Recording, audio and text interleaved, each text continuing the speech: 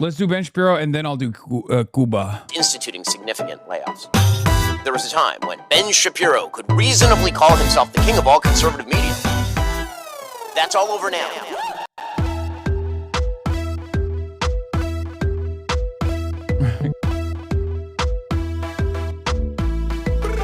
I'm not even kidding. I'm a little worried that because the UK banned me, I'm worried that the Commonwealth is going to do the same. And I plan on going to Australia in the upcoming year.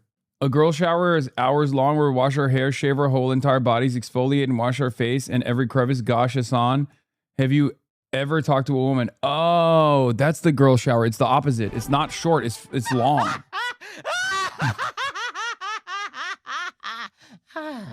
I can't help but notice that the online world has become increasingly intertwined with mainstream politics lately. You will be, in the not too distant future, running for political office. And you have my complete and total endorsement. Influencers who once had nothing to do with such polarizing issues have since flung themselves headfirst into the most contentious political matters of the day. Whether driven by clout or by ideological purposes, the fact is, more and more influencers are beginning to play a larger role in the events that shape our history. I want to thank the Nelk Boys, Aiden Ross, Theo Vaughn. If you had told me 5 years ago that Kyle and Steiny of the Nelk Boys would have had a hand in whitewashing a genocide by granting a war criminal a softball interview on their Happy Dad sponsored podcast, I probably would have had some kind of severe medical episode. I mean, even now it's hard to comprehend that being a real thing that happened. Burger King. I like Burger King more. What's your go-to at McDonald's? No, I'll tell you Burger King. We did the double,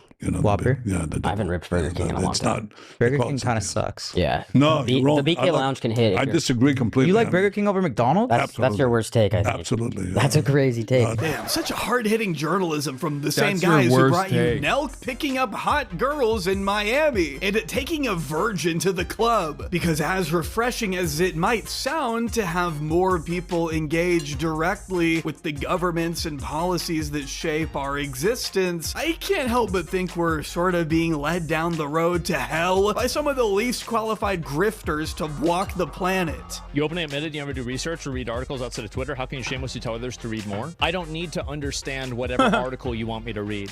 This is one of the most goated Asmongold quotes where he's like, I don't need to read, bro. I know everything. I don't need to read your little special book or your Wikipedia article or anything else besides that.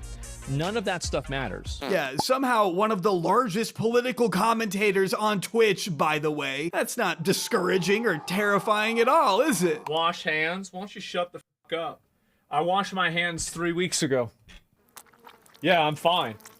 What are you talking about wash my hands for? The idea that an official Twitter account of the US military would be using words like low cortisol and lethality maxing just weeks before launching a regional war in the Middle East is a bone-chilling reality, but it's the one we're living in. Awesome. The political landscape is shifting underneath us as we speak, which can come with serious consequences, especially as online punditry moves further into the extreme. Women are made to be f***ed, literally. That is what it is. Women are either mothers, whores, or nuns. No other options. Last time I was in Korea, I was tired of them pretending they were not Chinese. You're all slanty-eyed. You're all Chinese.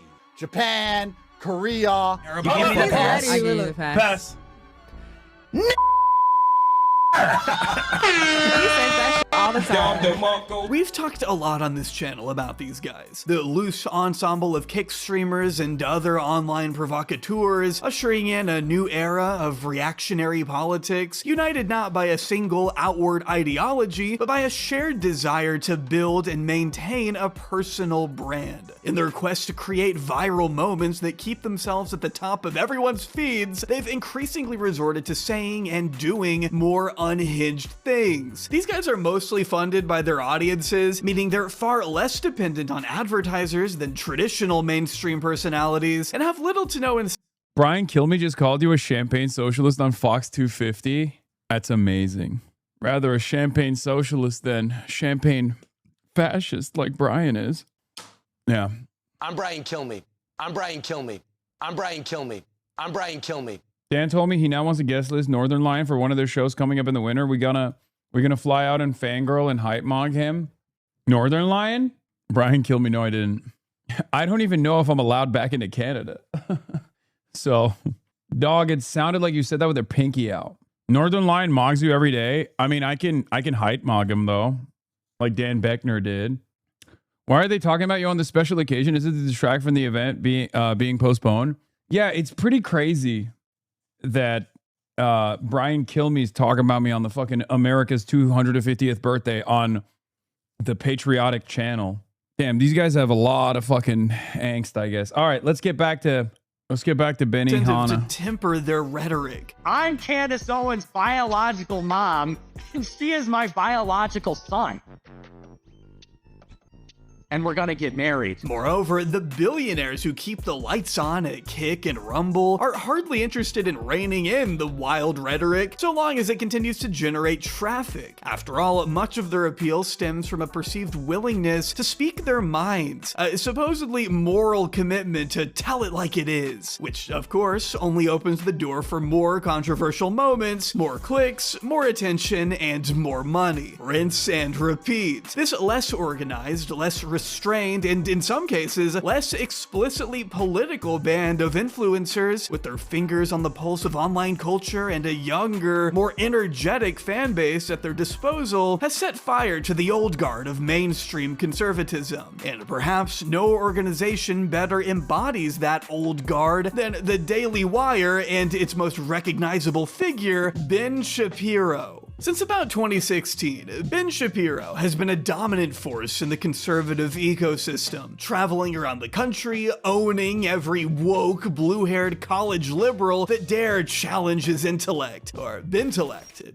Does that work? I don't know. In 2017, the New York Times bestowed upon Ben Shapiro the title of Provocative Gladiator, a conservative wonder kid with grinding mechanical intelligence, as put by The Week in 2018. God, what were people on, man? Ben quickly rose to prominence as a right-wing firebrand during Trump 1.0, before gliding off the right-wing outrage machine most potent during the Biden administration, expanding his reach and making money hand over fist even as recently as 2023, when the Daily Wire finished out that year with a profit of more than $200 million in top-line revenue. For all intents and purposes, Ben Shapiro's media... You will never convince me that this wasn't base boosted by billionaires, by the way. I will never believe that. Okay? I think all conservative media properties are straight up getting money funneled on the revenue side that looks as though it's just like individual subscriptions and donations and whatnot, but it's actually coming straight up from billionaire donations. What is this? Hassan discovers Quentin reviews. And this was my fave thing to happen on stream in a while. Hassan complaining about Quentin's long videos, only to realize his own reaction to the context puke was 9 hours long. Empire was poised for unprecedented growth. Remember when PewDiePie had him on Meme Review? Yes, I do remember. God, it was so ass. God, the internet was so ass. And then there was like a brief moment of solace, but it was still ass because the wokes were too woke. And then, which I much prefer to the current situation. And now it's so much worse. But today, those prospects look a little different. One glance at Ben Shapiro's 7 million subscriber Gonna girl shower to this stream right now? Hell yeah. YouTube channel will tell you that Ben has seen some better days, some much better days. The Washington Post just reported in May that Ben's views have plunged nearly 70% since the end of 2024, triggering a wave of mass layoffs amidst the inner turmoil. A Daily Wire spokesperson, Brad Bishop, told the Post they had to cut 13% of their employees since the beginning of this year alone, which comes after a previous round of layoffs the company was forced to enact last year, shortly after their co-founder, Jeremy Boring, stepped down as CEO. Now they've even lost the guy who replaced him, meaning the future of the company is now less certain than ever. This also comes as Ben's former friends and allies are running circles around him. He now finds himself outpaced by the likes of Tucker Carlson, Megyn Kelly, and even his former acolyte, Candace Owens, who continues to siphon views from her one-time employer, making making for a particularly personal thorn in the Daily Wire's side. Do I have your consent to girl shower to your gym pics, King? Okay, now it feels like you're not girl showering. Now it feels like you're saying something else, which is definitely confusing me about girl shower. Online conservative ecosystem is changing rapidly, and if Ben can't turn things around soon, he may just become a has-been. You get it? Cause Ben, you get it? I mean, some of these videos have less than 20k views. The man is having to play Fortnite and react to TikToks, for God's sake. He is paying to run full broadcasts of his show as a pre-roll advertisements on other videos, hoping that the viewer just falls asleep and watches the whole thing on accident, I guess? Not sure that's a winning business strategy long term, but you do you, Ben. I've contemplated a video on Ben Shapiro for years at this point. It's not like he hasn't given me a potentially endless trove of content to latch onto and attack, but as Cody Johnston said a few months ago in his video, we're at a point now where this might be the last time Ben Shapiro is even relevant enough to talk about. His predicament is a very real one, and I think it's worth examining how he went from such a rising star to a complete dud in a little under a decade. I think it speaks to the wider conservative movement that in the world of Republican politics, so-called principles aren't gonna get you as far as simply reading the room. Looking through this lens, Ben Shapiro's demise seems all but inevitable, and I hope this video can serve as a cathartic look back on one of the most putrid careers of one of the most repulsive men on the internet. Join me for the unprecedented rise and satisfying fall of Ben Shapiro.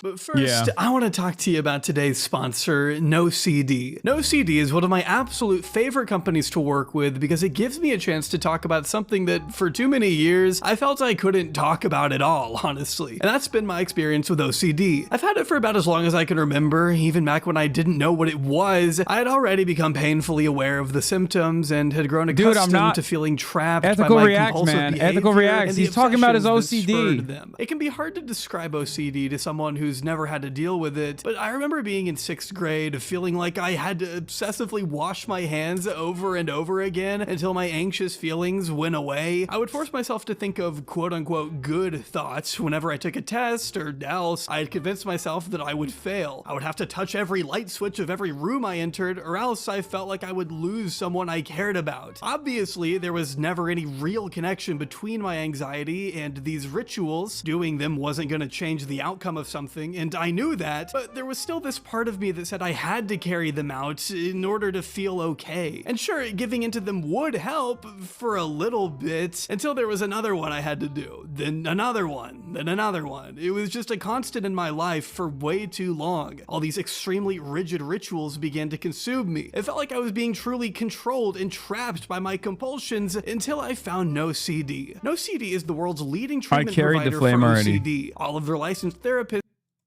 to be the main experts in OCD, so they know Wait, they do ERP? exactly what to look for and how to help. The lessons and tools my NoCD therapist taught me always ring loud in my ear every time I'm about to give in to a compulsion. They made me feel heard, and I can't tell you how much of a relief it was to actually speak with a trained professional whose job it is to listen to my experiences. It will always benefit you to reach out and get help, and I can tell you personally that NoCD is here for you. Their therapy is 100% virtual and covered by insurance for over 138 million Americans. It also includes support between sessions, so you never have to face OCD alone. To learn more about starting OCD therapy with NoCD, go to nocd.com and book a free call with their team today. That's nocd.com. Huge thanks to NoCD for sponsoring, and now back to Ben.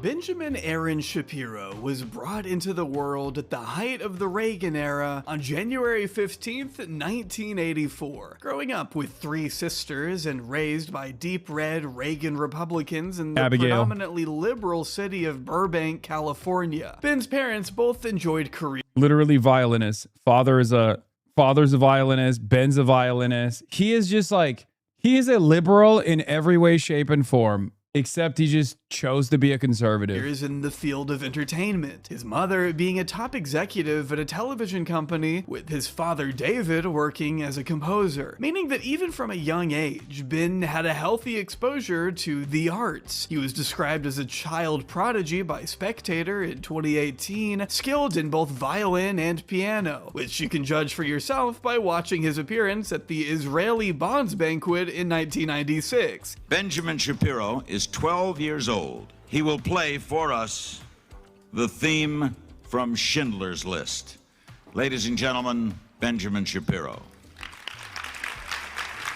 It's almost kind of sweet to see a young Ben Shapiro so passionate about something that doesn't completely suck and make people's lives worse. You know, if you ignore the glaring fact that this performance was done to benefit a fascist ethno-state, of course. But if we know anything about Ben Shapiro, it's that his love of artistic expression has never once faded, as he's continued to sharpen and refine his musical chops over the years.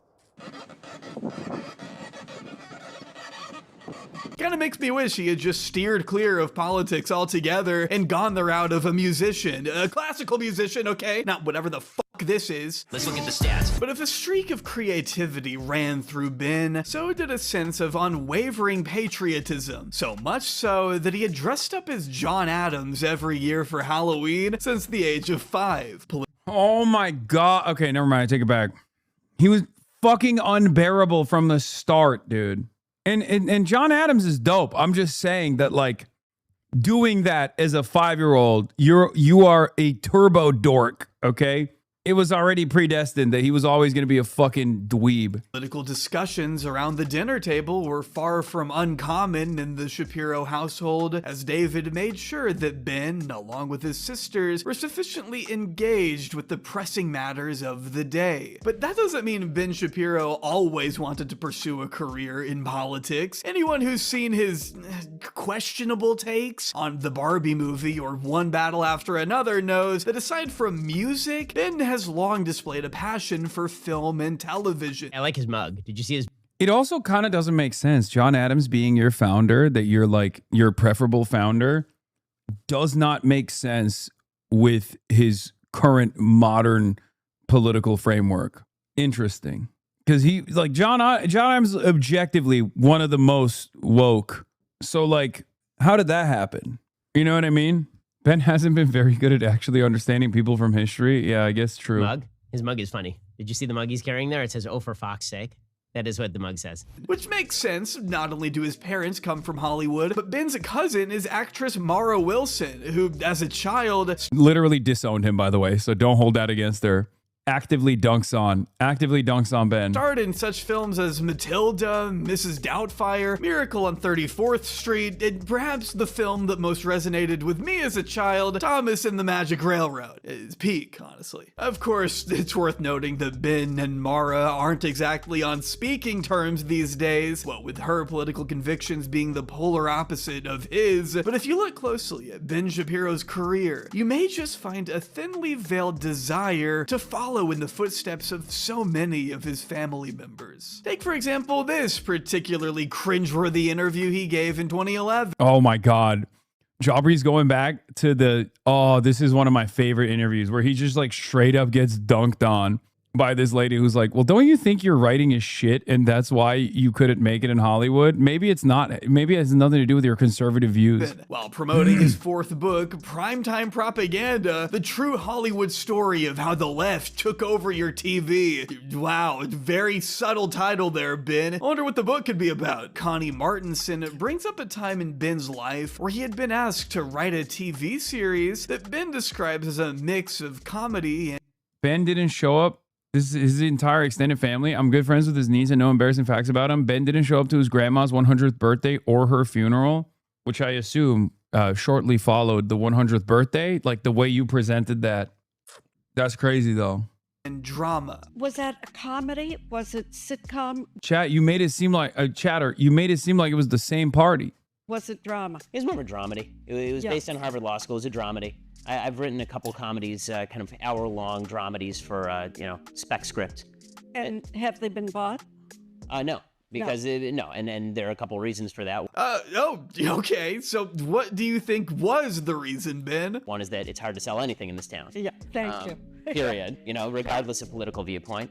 And the other is that, and especially a breakout series right from the get-go, right? I mean, it's hard to sell a spec script. You start as a baby writer. I mean, you know the process. Yeah. And the one thing above all that Hollywood does right now that is utterly despicable is that they keep people who are not of their political ilk out of the business. Period. End of story. Ben may not have expected this to be a confrontational interview, but Connie certainly doesn't back down in asserting what we're probably all thinking, that Ben Shapiro and other I know what I'm thinking. Hollywood is anti-Semitic, and I'm not afraid to say it. conservatives aren't kept out of the writer's room for being conservative, they're kept out for being unfunny. She even cites her husband, a conservative who found success in Hollywood, as a prime example of this. I find that a little hard to believe because... Look at the tape. Well, I'd like to see the tape, only because my husband, who's a conservative, was a very famous director at a certain point. And I just try to think, being Democrat or Republican or whatever, very rarely came into the conversation. Well, I mean... Although I will say we were cleared by the FBI. They then take a bit of a detour into a wider debate about conservatives advocating against abortion, but then failing to provide child-friendly social services once they've left the womb, a conversation that we are remarkably still having today. I do know, having talked with some of the ultra-conservative, that they are very concerned, as you said, about anti-abortion, but they don't care about schooling.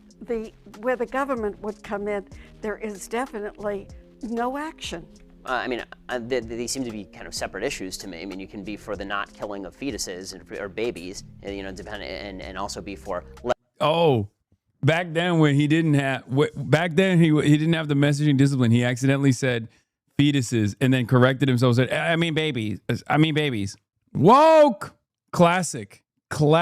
This is just like when there's like a compilation out there of Ben Shapiro like accidentally correctly misgendering trans women over and over again, only to stop himself and then misgender them deliberately. Less government intervention in education. We're spending a ton of money on education. Our education has been consistently worse every year for the last 50. So the correlation between government spending and better levels of education is completely misplaced. Well, I was thinking in terms of the free food lunch for kids who don't have food at home.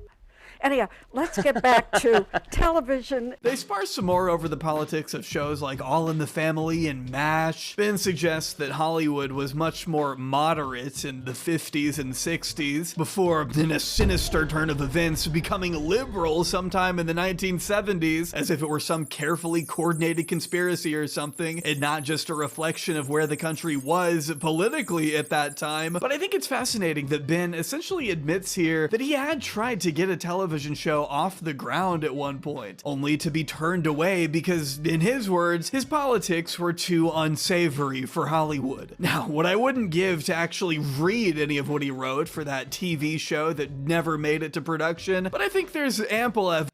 Yeah, Ben Shapiro being an Orthodox Jew who's anti-abortion also makes no sense. He is so Christ-cucked, it's not even funny.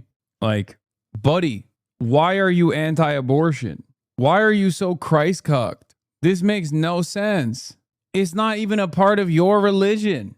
Evidence that conservatives have been able to find work in Hollywood, assuming they're actually good at what they do. I mean, just that year alone, Norm Macdonald was able to launch a new show on Comedy Central. And it's not like Norm had ever been shy about his political leanings. He was just talented regardless, and therefore was able to have a long and fruitful career in entertainment. Even to this day, he is highly regarded by industry leaders across the board, despite being a longtime conservative. I'm just highly skeptical of Ben Shapiro's theory here. The conservatives were being turned away in mass on account of their political convictions alone, and that his attempts to break into the industry failed in any way because of his politics. Seems to me like more of a convenient excuse for not being more talented. Yet I refuse to believe otherwise until Ben lets us see those amazing dramedy scripts he wrote. Release the Shapiro cut, Ben. The world needs it. But not everybody disagreed with the central argument argument of Ben's book. Turns out there were a few key men living around Los Angeles at the time who felt similarly dejected by liberal Hollywood elites. One was a fringe producer by the name of Jeremy Boring, perhaps best known, in the words of Vanity Fair, for helping to produce Etienne, a buddy movie about a dying dwarf hamster. Yeah, I think I speak for everyone when I say we've all seen that one. Would it surprise you to learn that it's now found a home on Tubi? Wait, hang on, the rating is what exactly? After moving out west from a small town in Texas, Boring became friends with star of the TV show Chuck, the titular character in the DC franchise Shazam, and esteemed Fortnite Friday guest Zachary Levi, who he would accompany to the Chuck set during the late 2000s. Boring told Vanity Fair of one on-set exchange that always stuck with him. One day, I'm walking through the stairwell, and a very well-known actress, who was one of the stars of that show, stopped me and said, "Hey, is that your Bush Cheney bumper sticker on that pickup in the parking lot?" I said, "Yeah, yes ma'am." She said, "Kid, you've got balls of steel." Honest truth.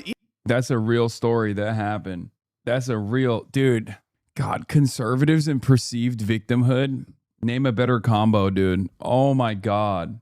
Oh my God. Yo, we are so persecuted in Hollywood, bro. Oh. Even until that moment, it was completely lost on me. And just like that, Boring became keenly aware. Yeah, a well-known actress. And then she fucked me in the car. And then we high-fived after. It's a real story.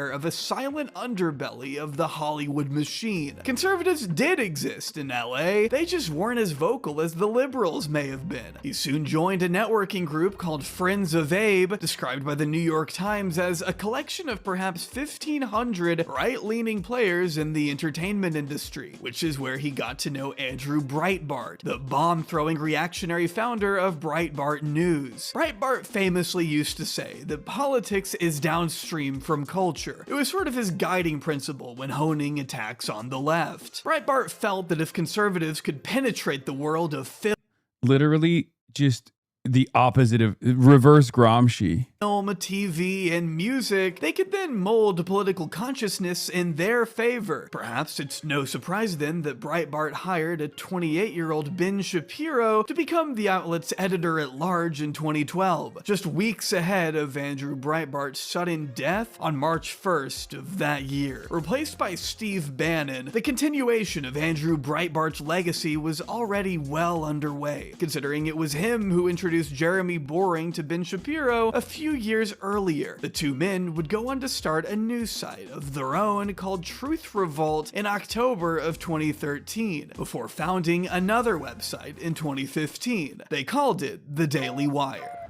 Within just 14 months of bursting onto the scene, Ben Shapiro and Jeremy Boring, who I never forget when Ben Shapiro was working at Breitbart, Breitbart had a black crime tab. As in, whenever a black person did a crime, it would get featured on the Breitbart Black Crime tab. Not crime, black crime specifically. Ben Shapiro later left Breitbart after Breitbart hired, Steve Bannon hired Milo Yiannopoulos to lean into the Gamergate stuff to make gamers even more reactionary, which inevitably led to the likes of Asmongold.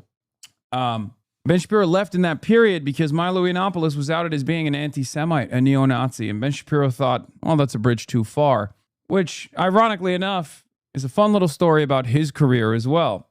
Ben Shapiro has always been Mr. Anti-woke, anti-DEI, except for people who are pro-Israel. And I don't even mean Jews, even though he does care about anti-Semitism, clearly, regardless of the fact that he doesn't care about any other form of bigotry and is a champion of all different sorts of bigotry. He clearly found Breitbart's anti-Semitism to be a bridge too far at the time. Should mention like to call himself the God King of the website, in case you felt like cringing out of your skin today. Do you remember when there were two genders and only 1.5 of them had to shave their mustaches?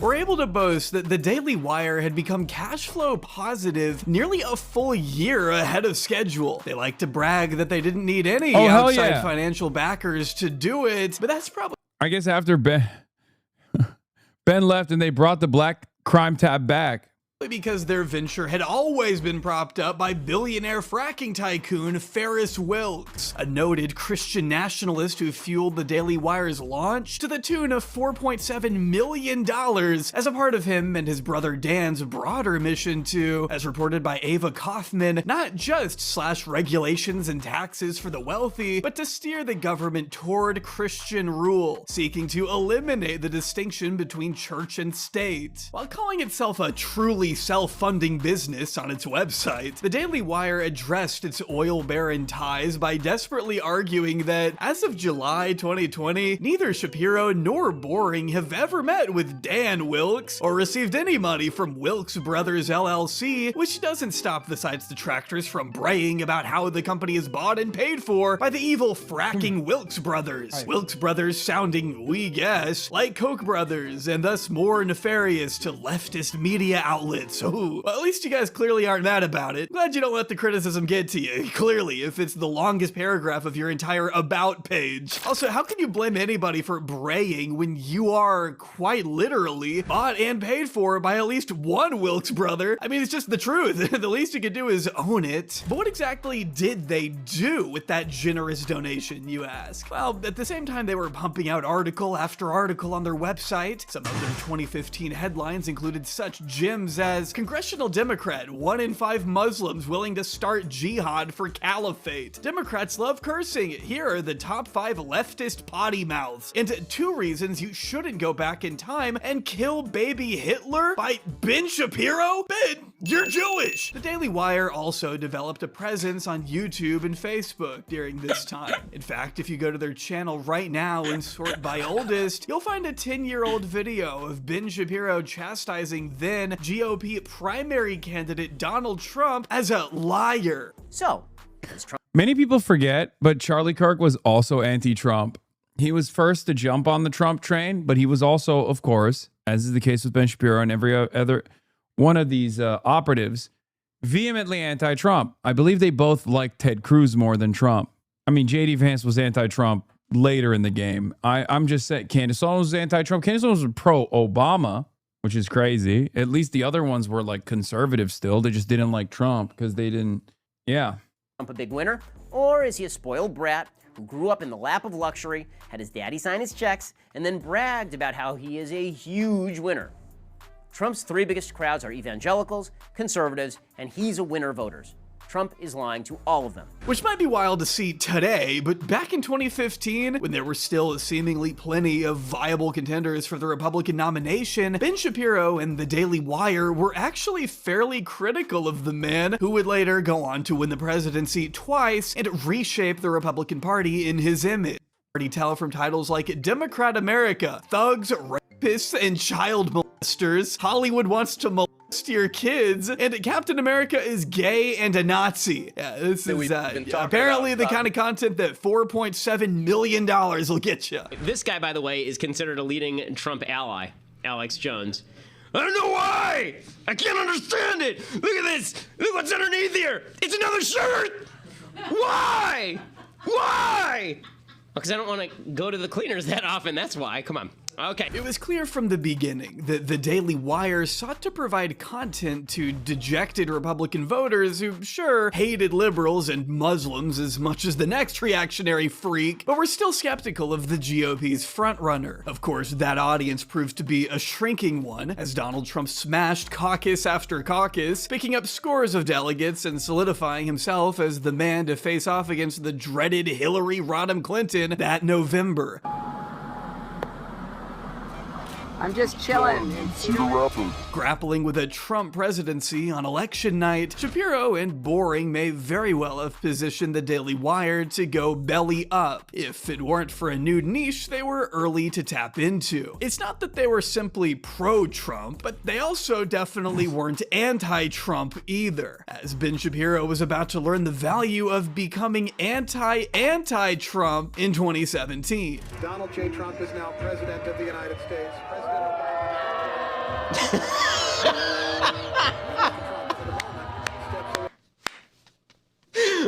Darth Vader, no, from this lady. Okay, well that was forced as fuck.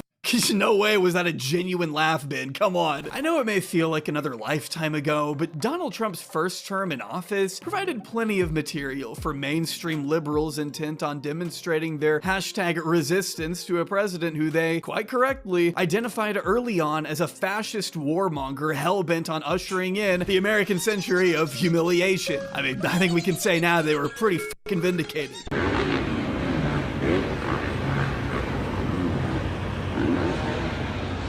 You had the women's marches immediately after the inauguration, a day without immigrants on February 17th, pink pussy hats were flying off the shelves, though obviously not all of America was on board, since they did go on to elect him again just 8 excruciating years later, and there were figures in the media ready to capitalize on those who looked at the resistance movement and said, huh? Ben Shapiro understood quite well that while some Americans had voted for Trump, plenty of others had voted against Hillary. They may not have particularly cared for Donald Trump the man, but they certainly hated what Hillary Clinton represented. And unfortunately, those early years also provided plenty of material for red-pilled servants of the billionaire class to traffic in their cancerous ideology through the means of smearing the left as a bunch of hysterical crybabies that were simply too immature or uneducated to understand such foundational concepts as facts and logic. People were wearing what they were calling pussy hats, like pussy cats, but hats, okay? And these were supposed to protest Donald Trump because Donald Trump is such a sexist. If you want to drive Americans out of your camp, a quick way to do it is just keep saying things like pussy hats over and over and over, and then talking about female anatomy. A lot of these signs are super obscene. There are a lot of kids who showed up to this thing, and there are a lot of really obscene signs. The name of the game was to hammer the left on their supposed weirdness to get as many non-political people in the door as possible. I mean, this video alone got close to 1 million views, and that was before the world had really learned who Ben Shapiro was. As liberals were pushing back against Trump, Ben was pushing back against them, laying a new foundation from which right-wing figureheads would go on to launch their attacks. A classic strategy in the world of politics is to paint the other side in the most unfavorable light imaginable. If you can show an example of one leftist being crazy, you can smear the entire left as crazy, thus drawing a distinction between them and you as the reasonable, level-headed adults in the room, especially in the eyes of normies. A cursory glance at Ben's overall channel will show you that his most popular videos don't even have Trump's name in the title. What really got him the views were his reactions to woke SJWs, his attempts to debunk woke ideology, and of course, the debates. The many, many, many debates of Ben Shapiro. I think there could easily be an entire video devoted to Ben Shapiro's disingenuous debate tactics, but that's not really what we're here to do today. Ben's debates haven't been relevant for a hot minute anyway. Did you fall? Wait, what do you mean? Why did you scream? It was in the video, wasn't it? There was a scream in the video and you guys thought it was me? No, I was washing my hands after I fucking put my dishes away. Heard you take a tumble? You guys are so stupid. But if you've watched any of it yourself, you'll quickly notice a pattern. The overwhelming majority of these smackdowns took place on college campuses, meaning this Harvard-educated, heavily politically engaged debate lord was facing off against well-intentioned college students who, unfortunately, were a little too underprepared to deal with such a weathered professional. Now, does that fact alone make Ben's positions correct? Obviously not, no. The point of these debates wasn't to be right. The point was to humiliate the opponent at all costs. You certainly don't really need to change your opponent's mind. You don't even have to be civil. This is YouTube. Whatever it takes to go viral. Short, clippable moments will always be more valuable than fully fleshed out ideas and arguments. Okay, but you're still saying these kids should like not be accepted because they don't really fit in either place? They can't just like... I'm saying that the Boy Scouts have a standard. You must be a biological boy to be a Boy Scout. You have to be a boy. Fucking God! Let's go! Sorry. I got excited. When I see my goat thriving, you know what I mean? When I see my motherfucking goat thriving, it's hard. It's hard for me not to get excited, you know? To be a Boy Scout. Where's that written though? In the name Boy Scouts. Ben knew his role, and that role was to refurbish the old, dusty, conservative talking points that had been so thrown around. Sick. Dude, That was fucking so sick, dude. You fucking own that libtard, dude. God, oh my God, one day I want to do an epic ownage compilation like my goat Ben. Oh God. Fucking destroyed with facts and logic. You want to know why Ben Shapiro's career fell off? Not just because of Israel. Israel was the fucking final straw that broke the camel's back. You want to know why his career fell off? Because straight up, everyone on his side was just like, wait a minute, why the fuck do we care about facts and logic? No, the fuck we don't. Actually, no. My feelings matter far more than facts. Facts are woke. Facts are gay. Facts are libtarded. That's what happened. Everyone straight up was like, why are we listening to this fucking nerd? I don't want to debate. I don't want to debate libtards. I want to call them pedophiles instead. The appetite for facts and epic ownage and wanting to feel smart about destroying your interlocutors in the marketplace of ideas fell by the wayside. And it makes sense. It was living on borrowed time anyway, because Ben Shapiro never actually demonstrated facts. Unfortunately, I know this is a cliche, and I will repeat it, but truth does have a little bit of a bias on the liberal side, okay? For all of liberals' faults and failures, for the many different things I yell at them about, they are, by and large, on the right side when it comes to, I don't know, empirical evidence. Or at least they will generate the empirical evidence necessary. Republicans don't care. Republicans don't care about that shit. They think facts are woke and gay. That's what they did during COVID. During COVID, they were just like, oh, dude, all matter of science is bad and wrong, and dare I say immoral, potentially satanic. I don't care about it because it hurts my brain to think. Around for decades, formerly weaponized by mainstream figures who were a little too ideological and old for the type of audience that Ben was going for. Ben Shapiro was Rush Limbaugh and Glenn Beck for a generation that had never heard those names before. He could connect with the youth in ways that were never possible for Fox News blowhards like Sean Hannity, who were preaching primarily to the old folks home. Yet Ben was still railing against the exact same issues that conservatives of the past had always been obsessed with. Feminism, transgenderism, Islam. He once famously tweeted that Israelis like to build, Arabs like to bomb crap and live in open sewage. Hashtag settlements rock. He's advocated for the privatization of Social Security, the complete criminalization of abortion and gay marriage, and of course, fewer taxes on billionaires. Broadcasting himself across all the major social media platforms, Ben Shapiro quickly embraced the role of the new, fast-talking millennial who could demonstrate to the Republican old guard that actually young people could be quite receptive to this stuff if it were packaged the right way. At least that's what the old guard seemed to take away from his rapid success. And the success was undeniable. The New York Times reported that by November 2017, Ben's podcast was being downloaded 10 million times each month, with a staggering 70% of his audience being under the age of 40. One compilation of his debates, uploaded in September 2017, is currently sitting at over 17 million views. By January 2018, Slate found... God, he really fucking banged back in the day. What the hell were people on, man? What the fuck? Yeah, generational L for Faillennials is right, dude. It is kind of crazy that motherfuckers were like, I can't get enough of this fucking loser. Basically making a nerdier and somewhat more convincing case for the exact same shit that Glenn Beck, Rush Limbaugh, Sean Hannity, Jesse Waters, Tucker Carlson, and all these other motherfuckers were saying. I was one of those young boys watching this shit. I know many of you were. Many of you have come up to me in public, unashamed, which, you know, it's fine. We all went through different phases. Like, I get it. But many of you have told me this. You were literally on this pipeline. It's kind of crazy, dude. Imagine if you didn't encounter my content, become a member of this community, maybe join DSA, maybe become like a labor union organizer or whatever, as many of you have done. You could right now be sitting at home, okay? Sitting at home watching a Hasman Gold compilation being like, oh my God, these fucking foids. Oh, Hasman, you're so based. That's where you would be at right now. You would be on that timing right now. That is what time it would be for you. Think about how fucking terrifying that is. No friends, stuck in this dark pit of despair and sadness. Constantly fucking thinking like, oh, dude, thank God USAID was cut. Thank God the USAID funding was cut. Now titties in video games any day now. Like that's the type of shit you'd be thinking and saying.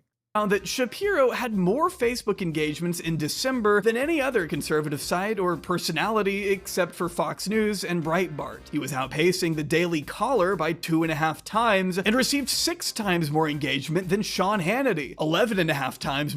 I was an edgy centrist, bro. Then I watched a clip of you with the new Taliban who were slay queening and girl boss doing girl boss shit, and I am now a jacked and leftist as fuck. Lamau, the rest is history. It is pretty crazy to think that like the Boo Boo Bennett video might have straight up saved the lives of hundreds of thousands of people. It's the one that a lot of people point to, but it is always funny to think like, what was the one clip that you saw of me that clicked? But I guess also at the same time, there's the opposite of it, because there's a entire industry dedicated to making sure that the first clip you see of me is horrible, you know?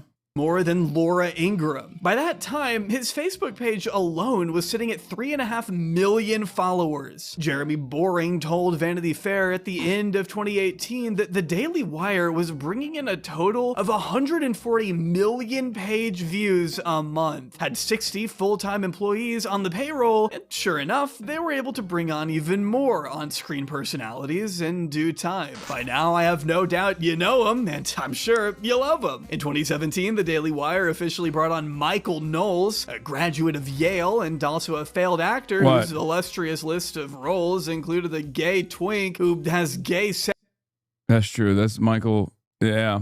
What is your fucking, how did you find me, Mehmet Walshoğlu? Sex with another gay man.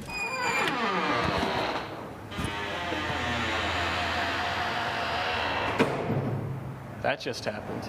Dog, you didn't have to wear that. That's not a Speedo. That's a thong. I debated this man on COVID lockdowns. The only reason I bring that up is because Michael Knowles, if you didn't know, is a raging homophobe who's declared that same-sex couples are unfit to have children, that their families are pretend, and has compared surrogacy to purchasing a luxury item, stating that even if they go to the baby store and purchase the eggs from one woman and rent the womb of another woman and create a child as though the child were a handbag to be purchased at Ferragamo or something, they're not fit to raise a child. He's argued that women understood the world a lot better before feminism, has decried anti-white racism, and has advocated for the eradication of transgenderism from public life entirely. So, you know, perfect candidate for the cool kids philosopher to take under his wing. 2017 was also the year that Matt Walsh joined the Daily Wire as a columnist.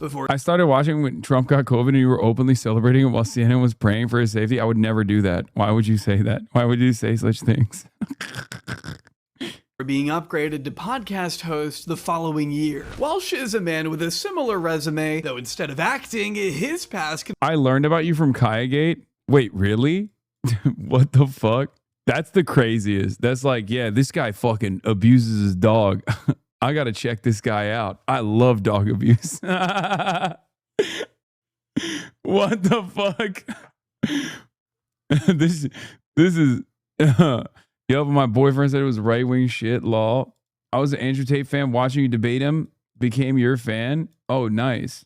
Consists of sitting on the side of the road and rambling to himself about the differences of consensual and non-consensual sex. No, I'm not kidding. There are non-consensual sex. Wait, so Kayagate actually caused me to get... There are hella people that are saying Kayagate. What? What was your thing? Last guy who did these owners compilations at college campuses died while arguing the racially motivated false statement about gun violence. I told a friend that America deserved 9/11 and he said, have you heard of Twitch? That's what you said. I broke from watching Brian Tyler Cohen, all the same scripts he used for his videos. Man's got hella catchphrases. Kayagate was only 4 months ago. Kayagate was October 7, 2025. Which is bad. And then we have consensual sex, which we think is always good. That's what the culture says. That's what a lot of us have, most of us, it seems like that's the idea that we have. It's like, as long as they're consenting adults who choose to do this thing, then it must be okay. But the reality is that there's a lot of bad sex. There's a lot of immoral sex. There's a lot of disordered, gross, harmful sex that is nonetheless consensual. And in the Catholic Church, you have... Wait, he's mad about. Wait, I remembered this car rant because I think this is where he advocates to fuck minors. Okay, I'm almost certain that this is the car rant where he talks about like fucking 16-year-olds. What I did not remember is him also railing against consensual sex that's immoral. You have some cases where, like cases involving Cardinal McCarrick. You hear about Cardinal McCarrick and the controversy surrounding him. Now, there are accusations that he molested children. So, you know, that's in that category. But then a lot of the accusations you hear about McCarrick and also with other, you know, some of these other things as well. These are, in some cases, he's having sex with seminarians. These are grown men who he allegedly lured into bed and then had sex with. But as a grown man, if you let another man lure you into bed, does that belong in the same category as the 12-year-old kids? Would you believe me if I said this was also the same guy who defended teen pregnancy so long as the teen is married and that girls are technically, quote, most fertile at 17? Teen pregnancy is a new problem. Yes. In the sense that it's only recently that we decided that it is a problem. Even biologically, and this is. Oh my God, oh my God, oh my God, oh my God. America, it's time to celebrate it. President Donald J. Trump's direction, gates to the National Mall will be open at 9:45. Let's fucking go! The Salute to America celebration will move forward with the president delivering remarks at 11 p.m. 11 p.m.? Oh my God. Rain or shine, the American people deserve a celebration worthy of our nation's historic 250th birthday. Dude, there is no shot he makes it to 11 p.m. He is not going to make that speech. Oh my God, that is way past his bedtime. With the weather conditions, this is going to be sweet, dude. For 250 years, Americans have overcome every challenge with grit, resilience, and determination. A literal rain will never diminish our pride, our patriotism, or our celebration of the greatest nation in the history of the world. Yeah, dude, that's the same. It's the same as those guys that are just like, those guys that died while fucking building tunnels and shit, you know, versus the fattest 65-year-old combat veteran sitting in the rain waiting for Donald Trump. A National Guard member just showed it that folks would be let back in. Security checkpoints not screening anyone yet.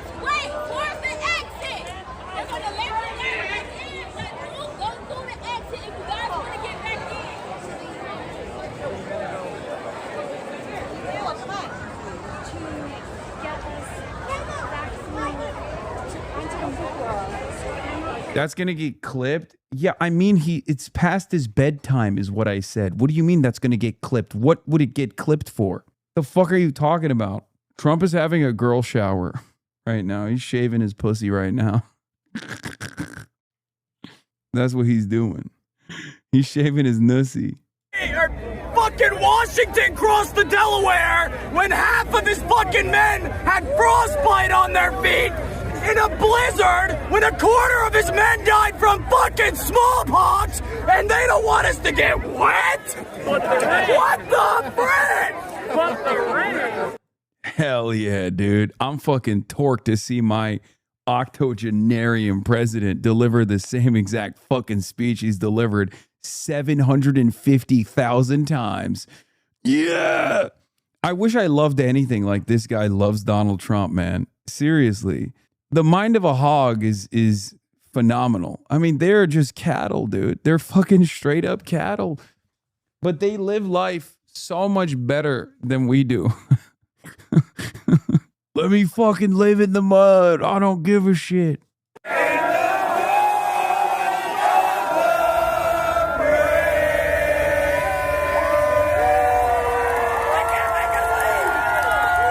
Trump says the storm is luck. Storms, wait, what? After the heat and storms force evacuation, Trump's now urging supporters to stay anyway, saying he doesn't care if his speech starts at 2 a.m. Storms bring luck to whatever the occasion. They also make events a little bit more exciting. We will wait it out. I don't care if it's 2 o'clock in the morning or in 1 hour from now. Looks like it's going to pass. They always do. I will be there no matter what. But the what usually turns out to be a good thing. It's Saturday night. Let's have some fun. Even if we're out late tonight. They say 11 o'clock for the speech. Who cares?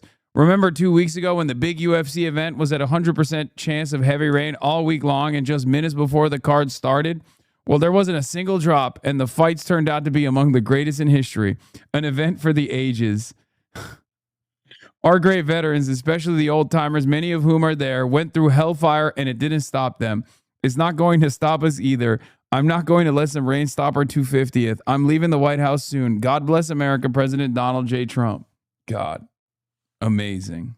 Can you give us a history of presidents who gave speeches in the rain? I mean, I don't know. I mean, didn't Teddy Roosevelt get shot and then continue delivering a speech? So, you know. Caroline's fingers are bleeding after typing that long-ass bullshit. FDR did one in the rain in Yankee Stadium. Chance of TSA begin as TSA enters back through the gates as apparent attempt to reestablish security screening prepares to start with Trump saying he's still coming.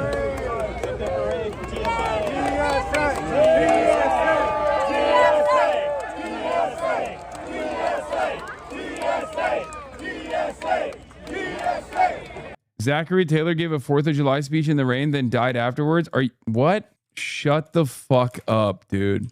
President Zachary Taylor did not die while giving a speech in the rain. On July 4th, he attended the groundbreaking for the Washington Monument on a sweltering day where he ate a large quantity of cherries and iced milk. He died 5 days later, likely to gastroenteritis or cholera.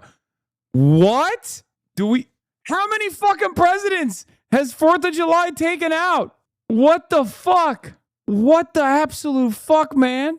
On July 8th, Taylor remarked to a medical attendant, I should not be surprised if this were to terminate in my death. I did not expect to encounter what has beset me since my elevation to the presidency. God knows I have endeavored to fulfill what I conceive to be an honest duty, but I have been mistaken. My motives have been misconstrued, and my feelings most grossly outraged. Diarrhea and dysentery, but not related to Asiatic cholera, the latter a widespread epidemic prevalent in Washington, D.C. at the time. To be fair, 2 of them died on the same day, so it's not as impactful, but yes, it is a surprising amount.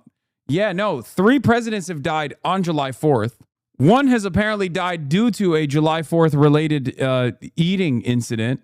He consumed copious amounts of cherry and iced milk while attending holiday celebrations during a fundraising event, which was, the Washington Monument was under construction. Over the course of several days, he became severely ill with an unknown digestive ailment.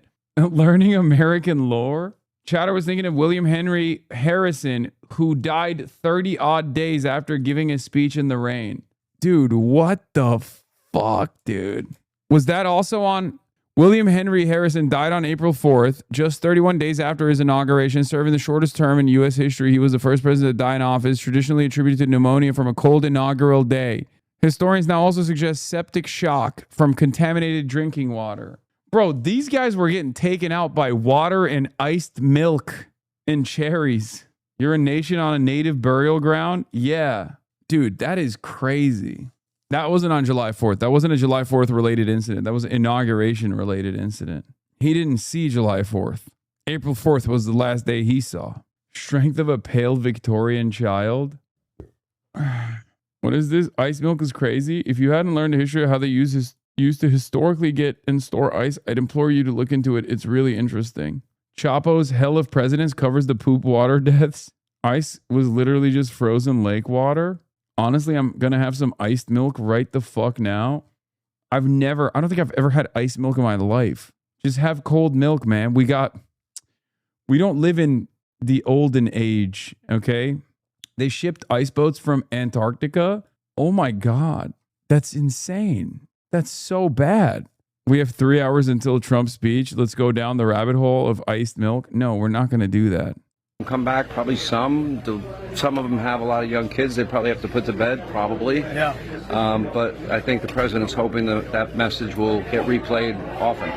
There's some guys in this room that are sticking it out because they want to see the president. Yeah. And they said they can wait for as long as they want. There's a few. I talked to a guy that's 101 and a veteran. He's like, I'll stay. If the president's coming, I'm staying. So he's going to be here for sure. This guy over here is a 107. Yeah. Around the country, they may not be dealing with weather problems. They're doing the fireworks. They're celebrating this day. It is important in the big picture. You know, it's it's one of those things, and we were talking about this a little bit when we started the show tonight, you know, that what makes this country great, what makes it distinct, what makes it different, you know, it is the idea that, you know, America's embraced a concept that was never really fully embraced before, that rights are God-given. Like I believe talent is given every man, woman, and child ever born. And when you combine the liberty, the freedom that goes along with that, you know, we have proven over and over again that America can be the smartest, most innovative, most technologically advanced. There's look at Elon Musk. There is no limit to what human potential is showing us. Look at artificial intelligence these days. There's no limit to where that will take us. Every day I'm fascinated at how, you know, more advanced all of that becomes.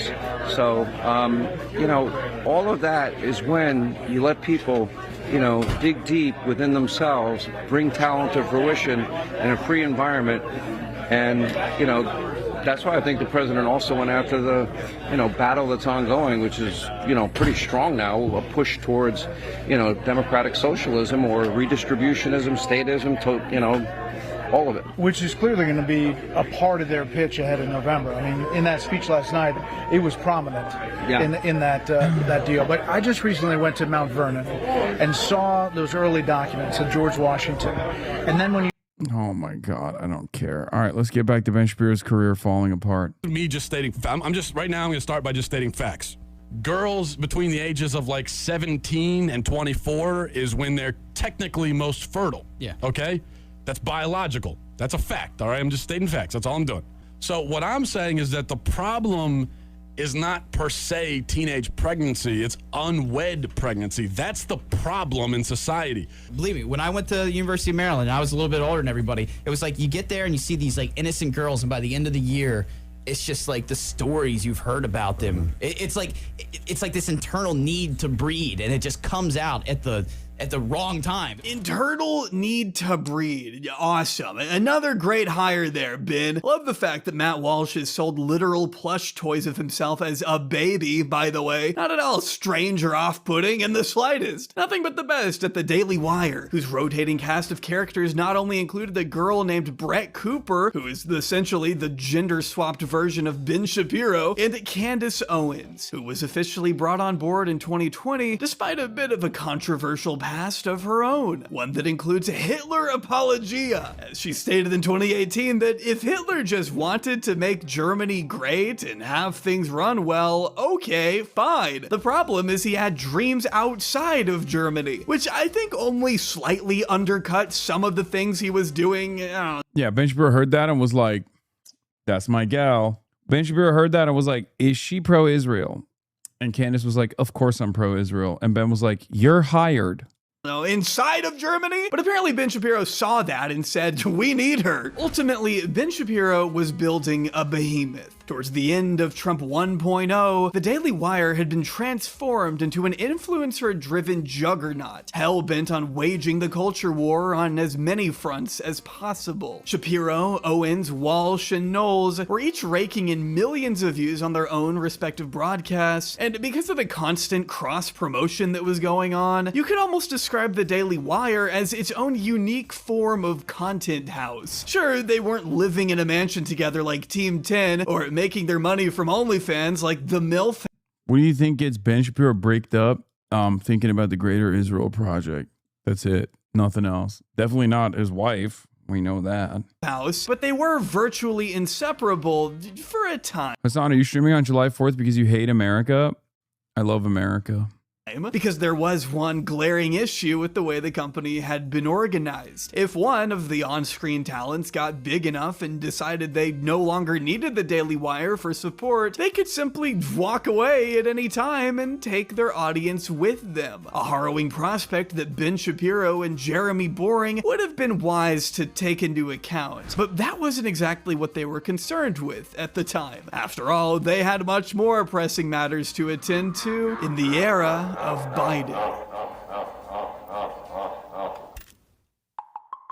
With Donald Trump officially out of the White House, Ben Shapiro and Jeremy Boring found themselves in a more advantageous position than ever. For 4 years, Ben was, more or less, having to put up a front to defend a president who he had always despised on a moral level. Now, the president was a Democrat, an old senile one that he could openly and viciously trash without having to worry about even the slightest pushback from his audience. In fact, it's what they expected him to do. And of course, Ben wasn't about to let them down. Not a good look there, Joe. Not a great look at all. He's completely asleep.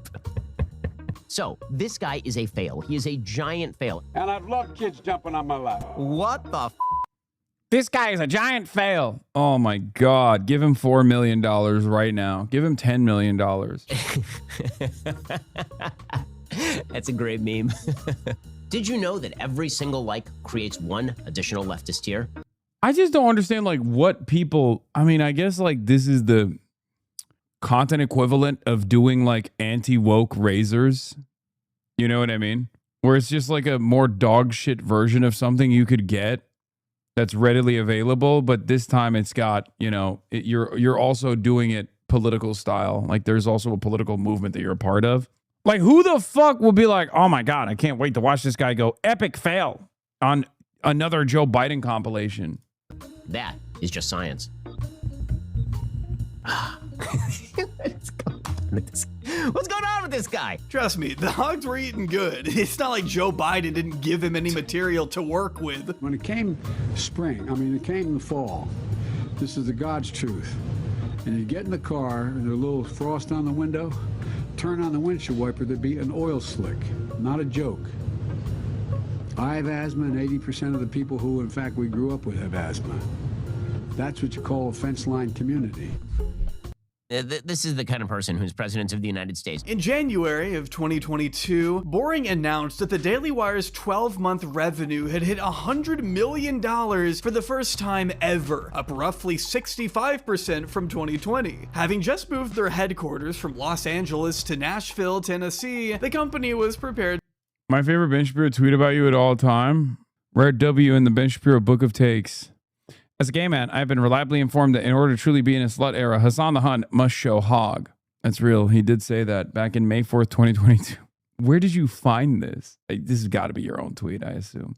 To put their massive war chest to good use by introducing a wave of new and expensive projects. And I'm not just talking about overproduced commercials for anti-woke razor blades and pronoun chocolate. I'm not really sure actually, and I don't care. In June, they announced the Daily Wire Plus, an obvious spinoff of Disney Plus, though Disney Plus never offered commentary from a doddering old transphobe who has beef with Elmo for some reason. So if that's your thing, I guess it could be worth the $7 to $21 they make you cough up. I don't know. They also announced another paid streaming platform called Decay that featured content exclusively for kids and sought to answer the age-old question of what if Bluey were a homeschooled chinchilla voiced by washed-up reactionary comedian Rob Schneider. Yeah, nothing screams family values like that guy. Full disclosure, I haven't tried watching Chip-Chilla yet and probably never will, but everything I've read about it indicates it was a pretty standard children's show with an emphasis L for you, because it's great lessons to be learned there. On respecting your parents and loving your country, I guess. Apparently, Boring didn't want to make this one as explicitly political, though he did explain that the point was to push back against what he saw as the worst excesses of the woke left.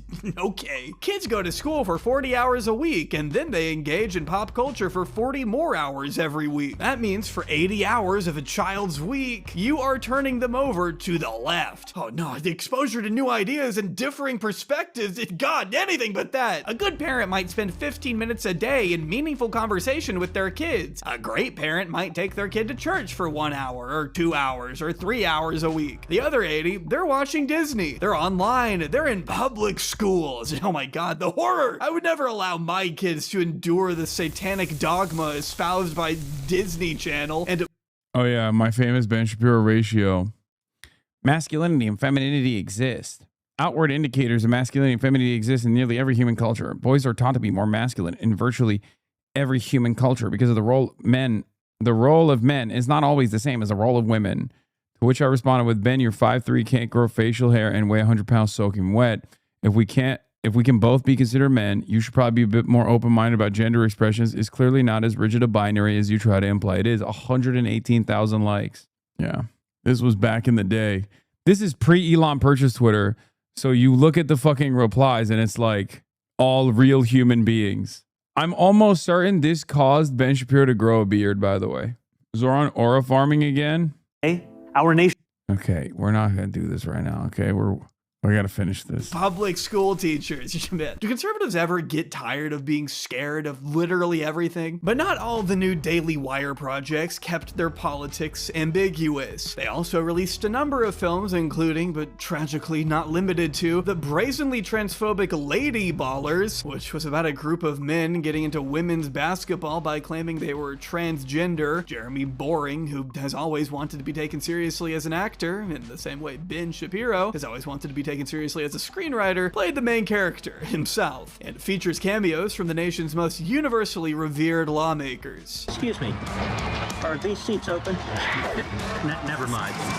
Don't you have a fucking job to do? Though perhaps one of their most successful ventures to date is Matt Walsh's equally transphobic documentary, What is a Woman? Or as I like to call it, the final boss of coworker movies. The goal was to showcase the supposed absurdity of gender ideology, but at least 3 people who appeared in the film say they were tricked into being a part of it, and that the producers had misrepresented how it would portray transgender topics. Apparently they had promised doctors and advocates that the documentary would explore the challenges the transgender and LGBTQIA face in today's culture, as well as advancements in transgender care and gender affirmation surgery. Obviously, the film wound up doing the exact opposite. As NBC's Preston Ganaway pointed out, nowhere in the film did Walsh even use the phrase transgender care, instead opting for terms like chemical castration. Since they hadn't heard of Matt Walsh or the Daily Wire before, these interviewees had assumed the filmmakers had more honest, pure intentions, and were surprised to learn their words had been weaponized to further a political agenda they didn't agree with. What I didn't know until researching this video was that the Daily Wire had also established a conservative book publishing imprint in 2021 that helped publish propaganda,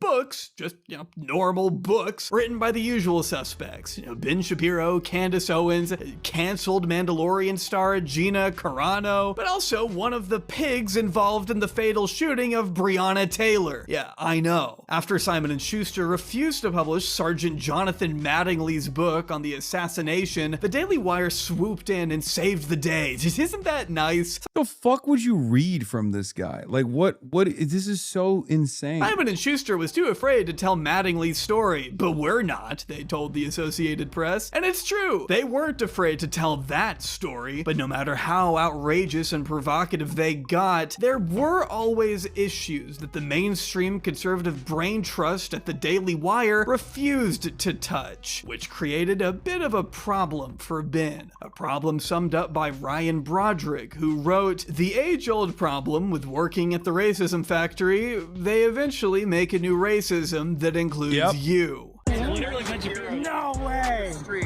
I'm here with Andy No. Welcome back to Slightly Offensive. Here he is. T-pose on you. Ben Shapiro. T-pose on you. Are you going to walk across and greet him? Yeah, well, I don't know. I don't know if he'll greet me. Are we going to go over? Let's go over. All right. This can't be in the middle of the street, though. Ben! It's great to see you. Why did you give a 45-minute speech about me at Stanford, and you won't even look at me? Hey, he's with his kids. Come on, I'm right here. Hey, let him cross, man. Let him cross. I know you're with your family, but I can't get to anywhere else. I shouldn't have to spell out for you why Ben Shapiro, one of the right's most prominent Jewish commentators, and Nicholas J. Fuentes, an ardent neo-Nazi Holocaust denier, would hate each other. They've been trading blows for almost a decade. Fuentes sounds like old Shapiro, same tone.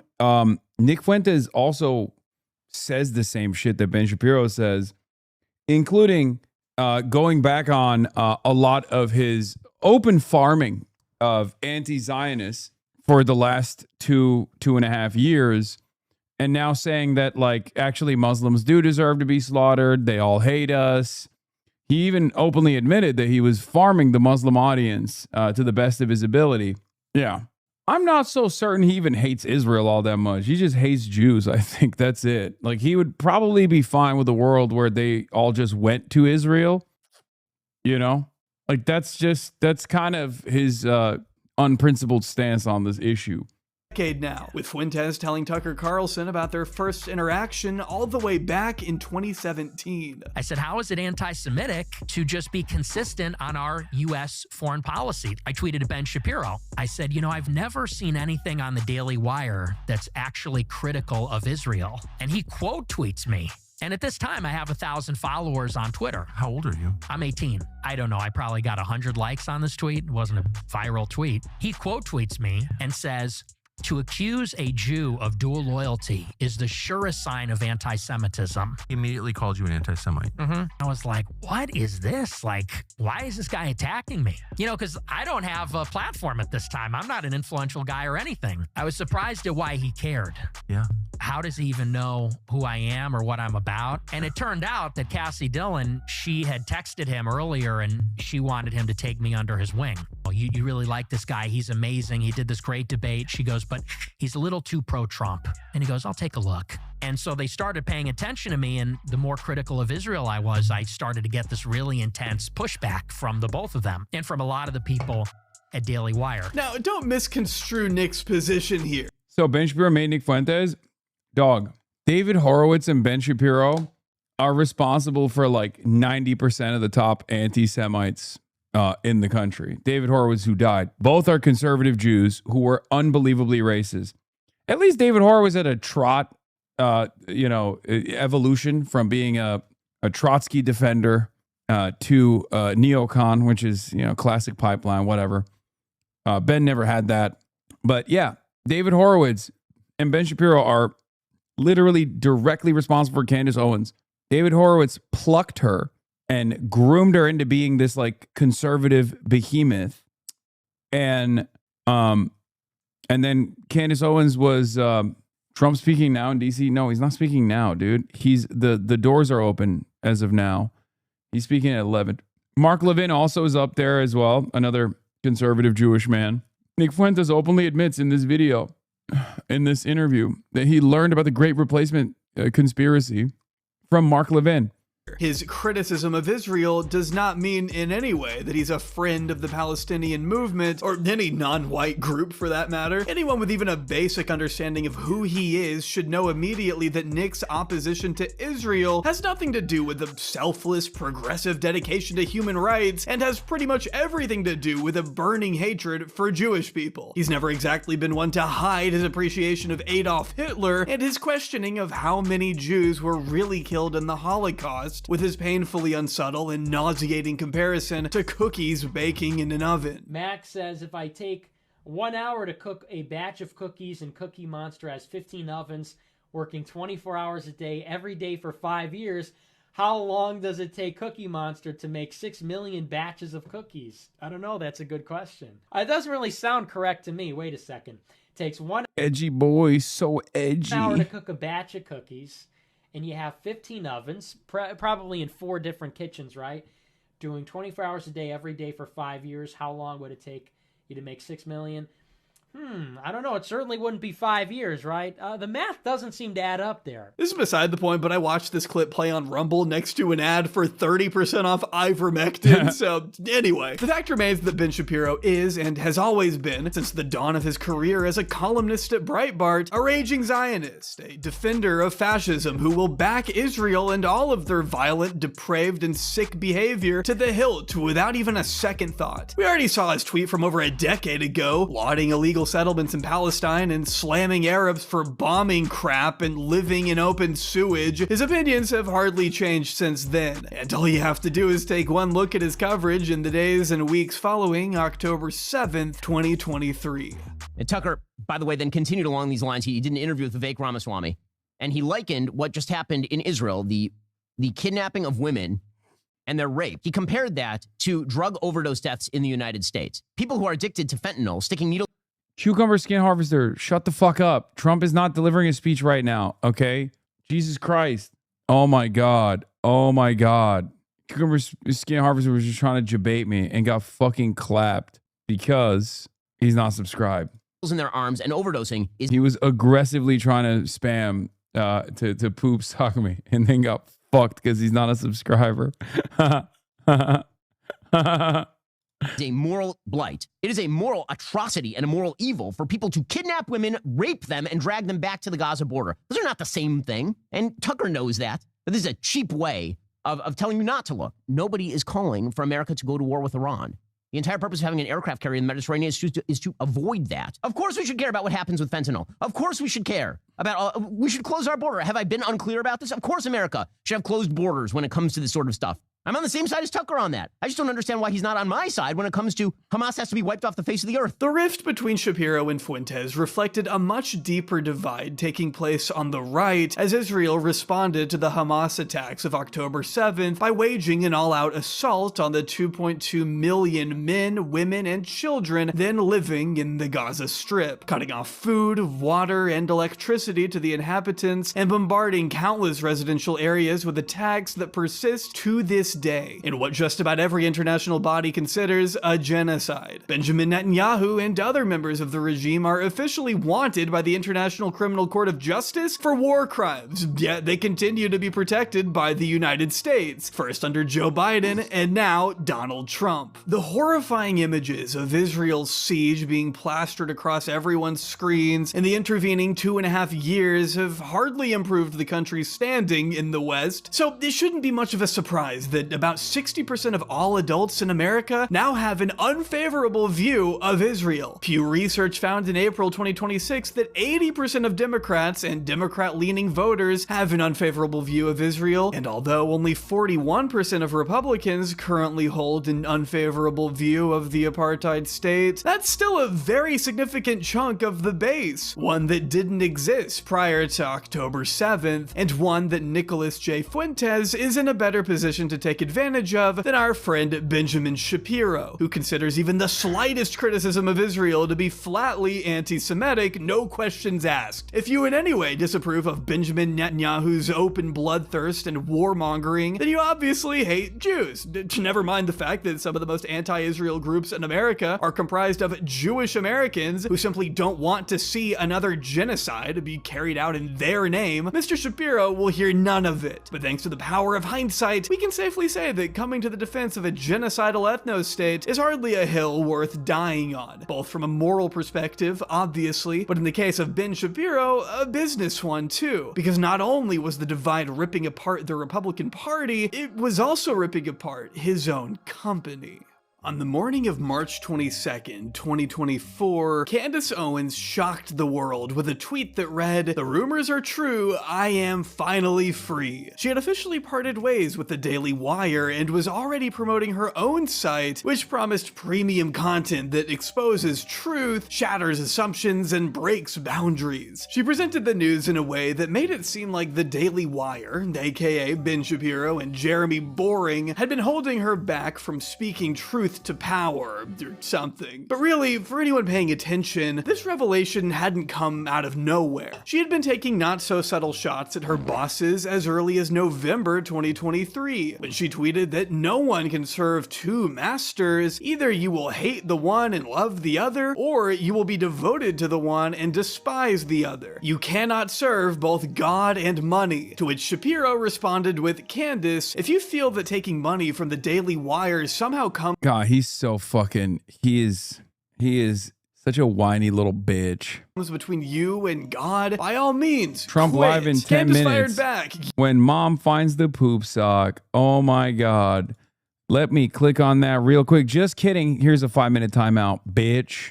You have been acting unprofessional and emotionally unhinged for weeks now, and we have all had to sit back and allow it and have all tried to exercise exceeding understanding for your raw emotion. But you cross a certain line when you come for scripture and read yourself into it. Ugh, I hate this, like, oh, I'm mad at you Christian style. Just, this is one of those situations where it's just like, I don't like any of the parties involved, so I've always taken a let them fight attitude on it, and it's been great so far. You know? I will not tolerate it. Perhaps it finally dawned on Ben as he was reading that response that That's right. The baiter becomes the baited.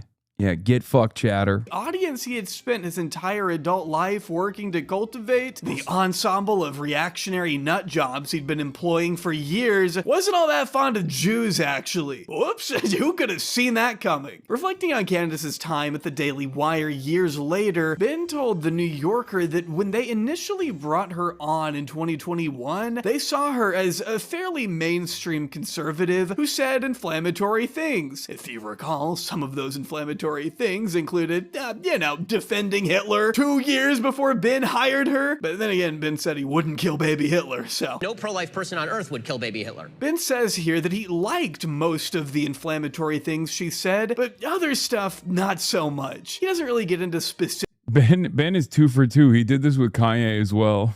He did this with Candace and with Kanye, and both of them turned maximum anti-Semitic in the process. 2 for 2 for Ben. Awesome. Ethics, but he does maintain that by 2023, she was spouting anti-Semitic conspiracy theories, which, by the way, she most certainly was and still is. I mean, come on, she held up a copy of the Talmudic Jew. Also, she was before she got hired at the Daily Wire. It was only when she became anti-Israel on top of her anti-Semitism, that's when Ben got mad. Never forget that. Like, there was no question on whether or not Candace Owens was anti-Semitic when she was hired by the Daily Wire. Everybody knew it, okay? Everybody knew it already. The only reason why she was fired from the Daily Wire is because she became anti-Israel. By German theologian August Rohling, a long discredited and blatantly anti-Semitic work that was literally used by the Nazis as justification to eradicate over 6 million Jews during the Holocaust. She had been referencing the anti-Semitic notion of blood libel all throughout 2024, had platformed Kanye West when he said that Jewish people control the media, erroneously claimed that Jews were responsible for the enslavement of Africans during the slave trade, and was at one point praised by Nick Fuentes for, in his words, Candace Owens has just been on a tear lately. She has been in a full-fledged war against the Jews. It's really funny because she also cooked Nick Fuentes' chances, stole a bunch of Nick Fuentes' audience because his audience was looking for maximum anti-Semitism, which she was delivering at a time when he could not. Charlie Kirk assassination. Never forget, Candace Owens, for all of her faults and failures, straight up almost single-handedly destroyed the narrative that transgender Antifa killed Charlie Kirk. She came in hot and was like, it was Israel. And everyone was like, that makes so much sense. Why are you guys... Stop spamming this shit, please. She did that shit. And that's why I'm spiritually a clandestinista no matter what. A clandestine operator. I understand this can be a difficult conversation. Is Candace pro Epstein like Nick? No, she's not pro Jeffrey Epstein like Nick Fuentes is. She's pro Harvey Weinstein, which is somehow just as weird. I don't know, man. These guys are such fucking freaks. I don't even know what they're doing half the time. Felix and I have spent tireless hours trying to figure out what the fucking Harvey Weinstein situation was even. Like, that was such a weird one. Because at least with Nick Fuentes, like, yeah, he's edgy boy. He's just trying to be edgy. I don't know. That's why he's like pro Epstein, because he has to say like increasingly unhinged shit, right? But with Candace Owens, like, she didn't just take a pro Harvey Epstein stance. She also went and visited Harvey Epstein in prison and was like trying to declare his innocence. Yeah, I saw this. How it feels to click on Ben Shapiro's YouTube channel and see that he's still uploading dozens of reacting to woke TikTok videos every week. He may be old, but he still loves to dig a hole on the beach. Crushing it. 36K. Finally, good news from TikTok. 46K. What's his problem? He's not a fan. Is Coca-Cola the fountain of youth? Did I say Harvey Epstein? I meant Harvey Weinstein. Sorry. Yeah, look. It's a banger. Harvey Weinstein has been incarcerated since 2020. Candace Owens did that shit on May 20th, 2025. Like, that was recent, bro. You know, looking back at it. And I want to thank you, Candace, for giving me the opportunity to... Like, how are you anti-Israel? And then you're trying to fucking clear the image of Harvey Weinstein, who famously used a Israeli PSYOP service to harass his victims and the journalists that were fucking covering his story and uncovering his sexual misconduct. Like, literally, Black Cube is the service that he used. You might know the name of the service, Black Cube. former Mossad agents made it. It's an intelligence agent. It's a private security company. Okay. Black Cube was recently in the news a couple months ago because it turns out they were trying to intervene in elections in France and also the mayor election in New York. That's the company Harvey Weinstein used. And Candace is out here being like, oh, I hate the Jews. I hate Israel. And then she's like, also at the same time, Harvey Weinstein is innocent. The fuck? But yes, Ben's channel is dead and it's awesome. Go check out Ben's YouTube now. He gets like 10K views. Yeah, it's fucking dope. Episode 1, Diplomat, Thomas Jefferson. Episode 2, The Pessimist, John Adams. America's too important to hand over to idiots. Democrats are abandoning moderate leaders for extremists, 15K. The socialist sweep continues, 21K. Americans don't like open borders. Here's why. I cannot begin to tell you how fucking washed this man is. They want to cancel Jonathan Majors again, 19K views. Democrat meltdown over SCOTUS ruling. Democrats just declared Hassan Piker just declared America communist, 23K views. He can't even crack 23. He can't even crack 100K views on a video slandering me. That's how fucking washed he is, bro. Like, think about that. More Pegaslop is doing 10x his viewership, cutting the same video every day. A 45-minute rant being like, oh, this guy Hassan, he is such a loser. He is such a hypocrite. Oh, more Pegaslop is teabagging him, bro. It's crazy. Yeah, Trump wins SCOTUS, says send them home, 407K views. Now, the disparity here could probably be explained by the fact that they're probably bumping some of them with ads. They're probably buying a shit ton of ads to reboost the channel, and it's not working. That's why some of his videos get 400,000 views and most of his videos get 30,000. It's crazy. These clips of Democrats don't want going viral. Yep, don't worry. It's not going to go viral anytime soon on your channel, buddy.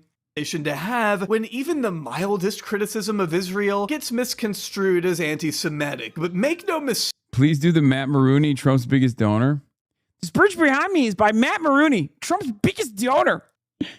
That's the Ambassador Bridge, paid for by Matt Maroney. What gives? What gives? Trump's biggest donor. Oh, sorry. It's not Matt Maroney. It's Matty Maroon. What gives? Candace Owens is a raging anti-Semite and was one before Ben Shapiro hired her. He had to have known how hateful she was, and yet he continued to employ her for years until just a few months after October 7th. And while Candace may have a lot to say about the genocidal fascist state of Israel today, correctly criticizing Benjamin Netanyahu for killing children and condemning the Holocaust being perpetuated in Gaza, Candace has historically never been one to champion the rights of Arabs or Muslims, considering she was specifically mentioned in the Christchurch mosque shooters manifesto in 2019, where he wrote that the person that has influenced me above all was Candace Owens. Each time she spoke, I was stunned by her insights, and her own views helped push me further and further into the belief of another case where like right-wingers get away with everything. Can you imagine if any fucking shooters manifesto mentioned me this clearly? Oh my God, every liberals would be like, we have to kill this guy. They would be like, free the shooter, kill Hassan instead. You know what I mean? And so would the Republicans, of course.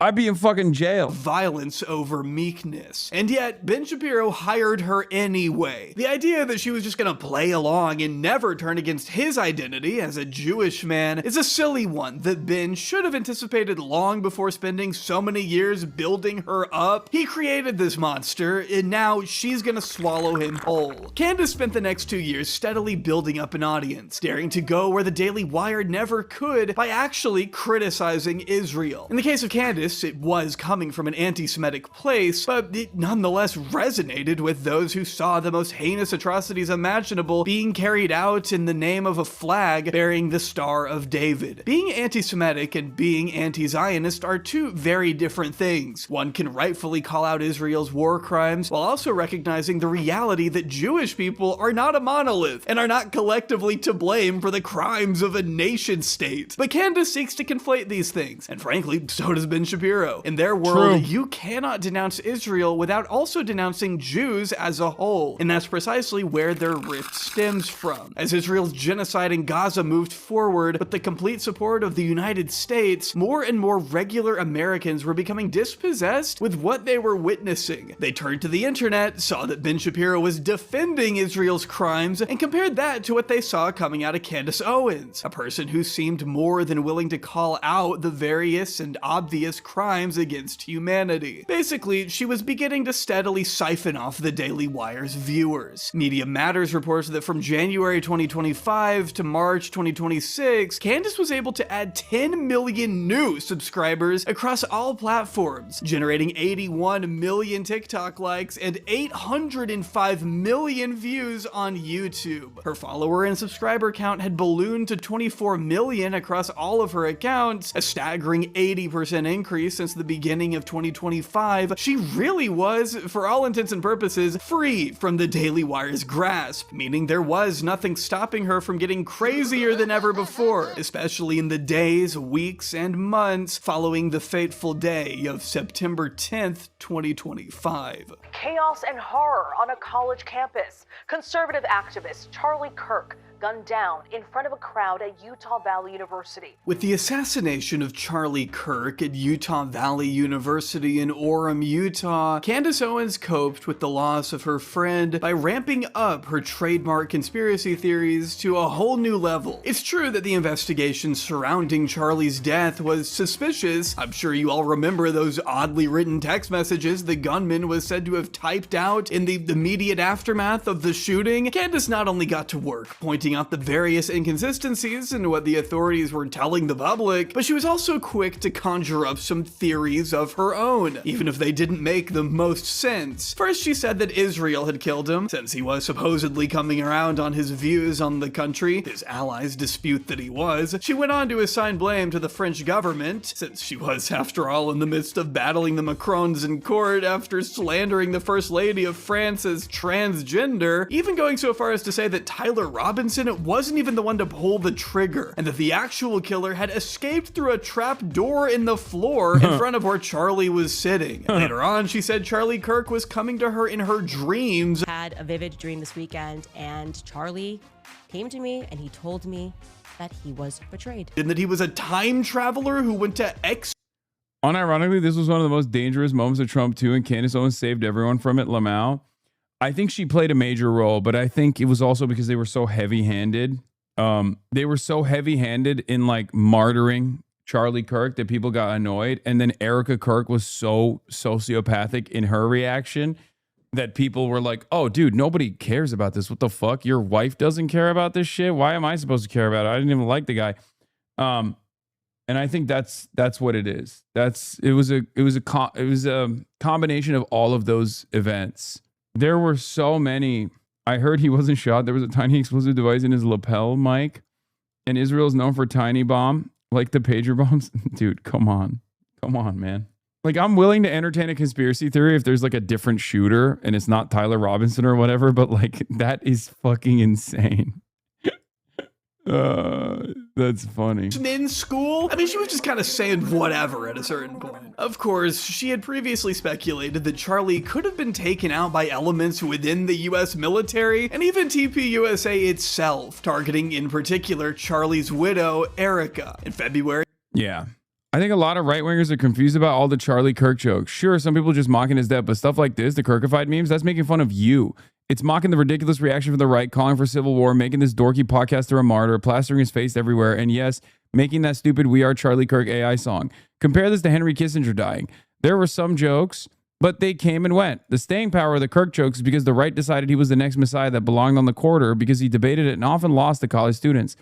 The soy pill is like unacceptable to me, okay? Because he's smart enough to know better. He's smart enough to know better, so his existence annoys me unlike any other fucking dumbass liberal on this platform because he's right here. And every now and then, when he's right, he just cooks, okay? He's correct here. But for some stupid fucking reason, he is so brain poisoned with the Hassan derangement syndrome that he literally will be like, I still hate you because you're pro authoritarianism. You're illiberal. You're anti-liberalism. Like you're blah, blah, blah, all this shit. It's like, dude, just give it up, man. Just give it up. Just let it go. Gucci bag, friend. Gucci bag. Let it go. Just let it fucking go. Like, what are we doing? What are we doing? You're still fucking you're still carrying the liberalism torch in the big 226? Check logs. Extremely important. Ban me if not. Let's see. It's a ban coming. I can tell. I would sell my soul for Candace. I can change her. God, Candace is hot. I would change her. Take an hour off, dude. You're in horny jail for an hour. Bro said he would support Epstein over you in a hypothetical race. Wait, no, he did that too? I thought that was Hutch. Yeah, you guys are confusing him with another Destiny orbiter. Anyway, the soy pill doesn't hate you like Hutch does. He and Pissock would have a normal convo with you. No, he is like tweeted. He has tweeted like recently something in the replies. I just don't understand it. To me, it comes across as like insane. You know what I mean?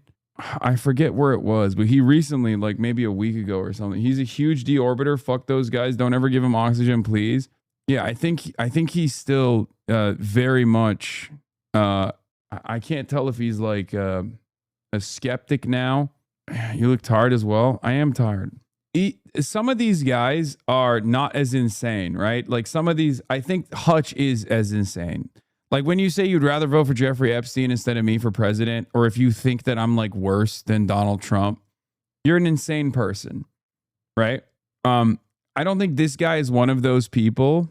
Oh, here it is. This is what it was. These guys fucking hate me and call me a liberal, then subscribe to actual liberals because I was making fun of Commie Turk. And he said, I'm a big tent guy. I just exclude social democrats. Fucking idiot. You're a big fucking idiot, Commie Turk. Anyway, maybe that's why everyone's calling me a secret commie, because I hate you too. Do you ever explain why? Serious, because I can't understand why someone with largely sensible content wouldn't hold less contempt for someone with also largely sensible content. He uses his platform to spread voter apathy, and when faced with the most obvious trolley problem in the world, threw up his hands and said, no, I won't use my millions of dollars and hundreds of thousands of fans to try and stop Trump from winning. Give it up. Give it up. Brother, give up the fucking Kamala dead-ender shit, please. Please. It's the dumbest analysis anyone can ever engage in, okay? Like Taylor Swift couldn't get Kamala Harris to win. What the fuck are you talking about? If you still think I'm the one causing voter apathy, you're a fucking baboon, okay? Beyonce couldn't generate enough excitement for Kamala Harris. Why the fuck do you think I'm capable of doing that? And better yet, how have you not comprehended that at the end of the day, what matters are the policies? You can't outflank the fucking policies, okay? It was Kamala Harris that created voter apathy. He has signaled this year that he would not promote Gavin Newsom over J.D. Vance in 2020. I actually commend him for promoting these DSA candidates and putting his time and money where his mouth is, but it's ridiculous he wouldn't do the same to stop a fascist from winning. Oh my God. People like him are smart enough to know the true power they have, regardless of the party's shortcomings. This is what I mean. No, you know what this is? I think it's narcissism. Okay? I think it's narcissism because he is a content creator. So in his mind, he thinks he has like this tremendous power. Okay? It's got to be that. I don't think that way. Okay? I guess you could say I'm narcissistic on other shit. I never said he changed the outcome. I said, I hate that he has enormous resources and didn't use them. One vote doesn't matter. Why should anyone vote? Why advocate for good things if you won't change anyone else? You could easily say the same thing about him pushing for DSA policies that won't pass. He has signaled this year that he won't, that we would not promote Gavin Newsom. Oh my God. No, you're awkward as fuck in person. I know I've been within 6 feet of you. What? I think you got your power dead on, level of power dead on. Your laser focused on close Senate and congressional primaries is huge. Yeah, exactly. Soy Pill is just kind of a moron who could have been on the right side of this if he wasn't brain broken by whatever experiences ruined his ability to understand average/independent voters. He thinks he's so far left of the average voter, but that's only because he's convinced centrism is the norm because of the dumb fuck bubbles he operates in.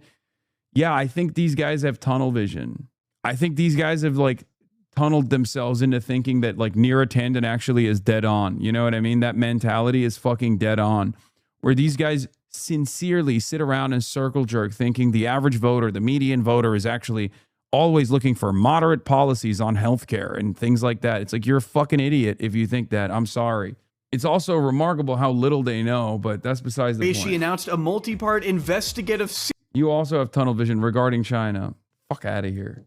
series titled Bride of Charlie that generated about 23 million views on its own and was described by The Hollywood Reporter as Candace delving into Erica's family background and advancing insinuations about her role in his death that were widely condemned across the conservative spectrum, with Ben Shapiro being among the loudest critics. Candace Owens is an evil, twisted human being. Because Candace Owens is either going through the throes of mental illness. How old is Soy Pill? That's the last question I have. I'm willing to bet he must not be old enough to remember 2016 or wasn't like as active politically in 2016, right?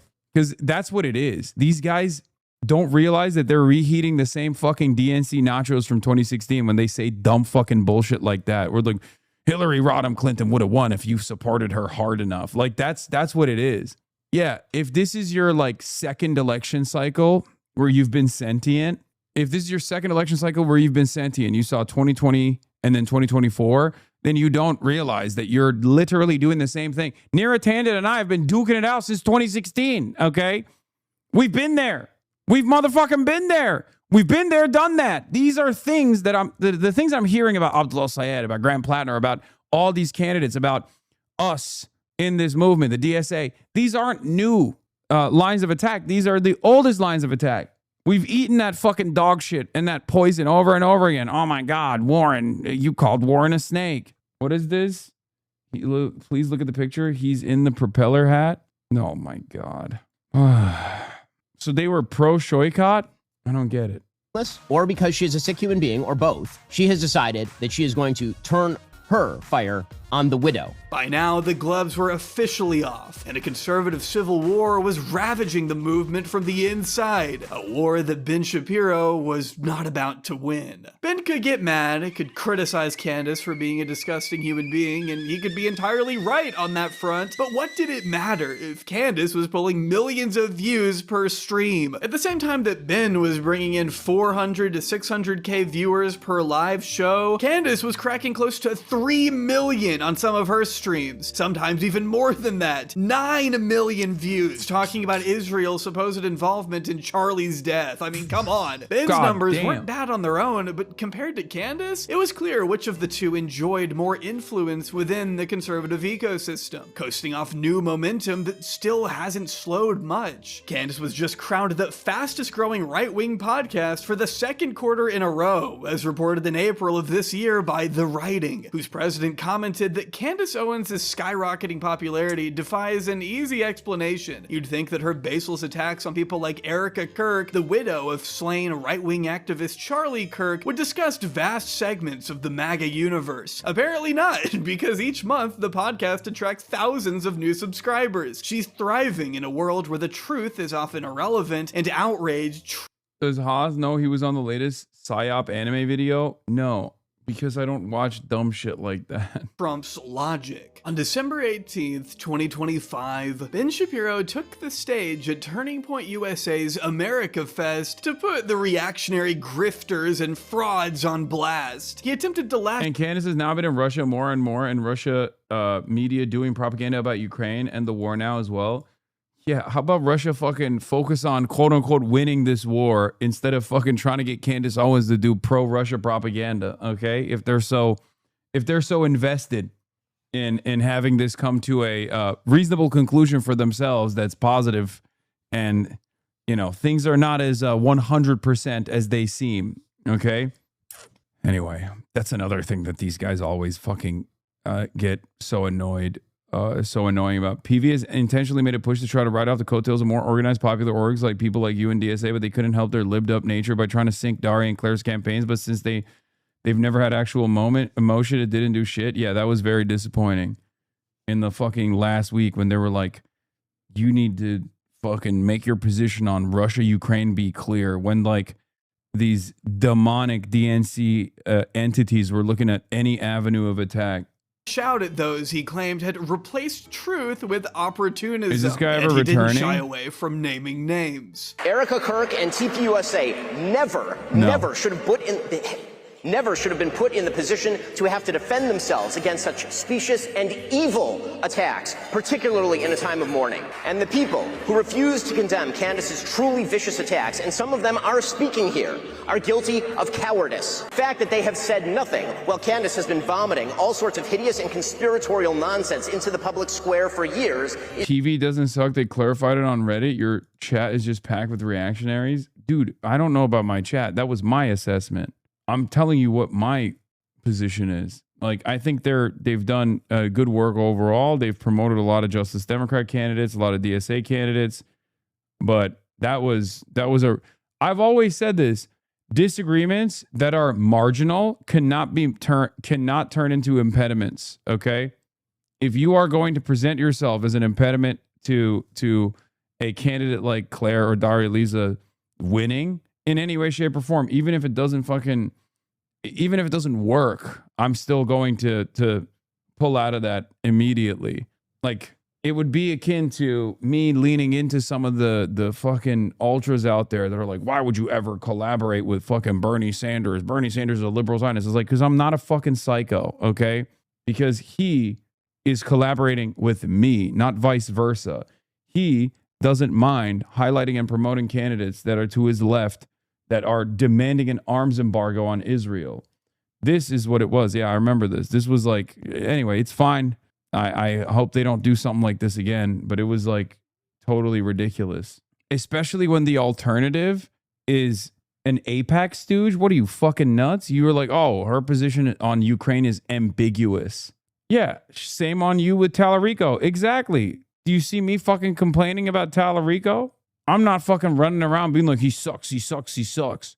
Because he's running in Texas. Who gives a shit, you know? It's just as cowardly. The speech that he posted to his own YouTube channel, mind you, got almost 10,000 dislikes, in a remarkable display of how far right the needle had moved by the time Ben had made these remarks. And sure, he may be morally in the right for calling out Candace Owens and Nick Fuentes and Tucker Carlson, but what good do morals do when you've spent your entire career pandering to an audience that ignores morality and spits in the face of sensibility? The very administration that Ben had been defending for so many years is the exact antithesis of morality and goodness, when he could no longer deliver the brand of craziness that the base craved, a base that he had spent his entire career. I don't understand why it's bad for PV to have a position on Ukraine. It's not bad for PV to have whatever position they have on Ukraine. It's horrible for a group that has already endorsed a candidate to turn around 1 week out from a fucking major election to be like, we're rescinding our support, okay?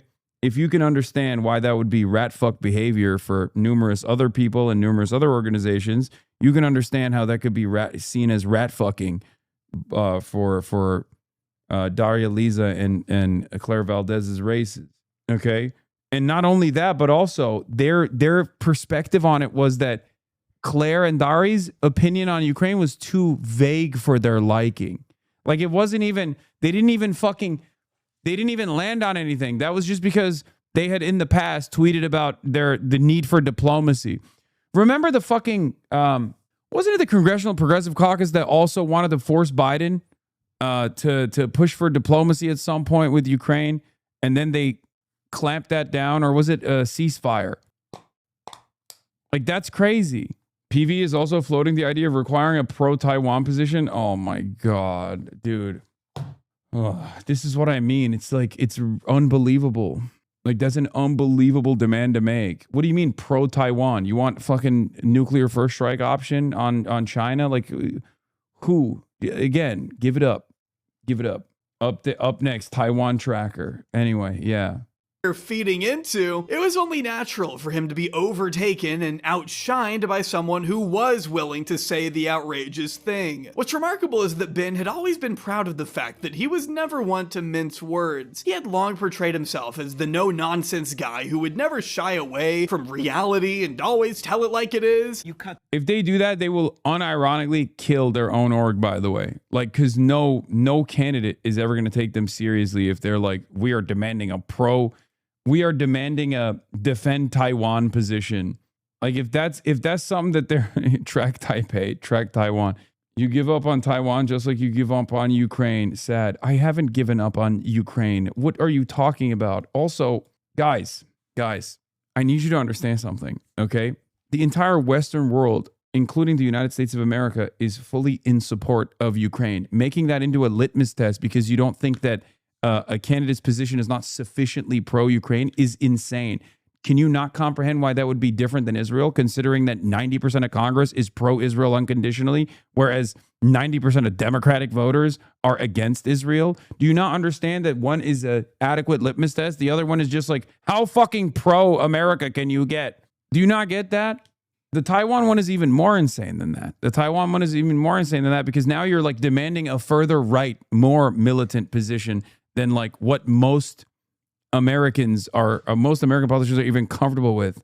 Okay?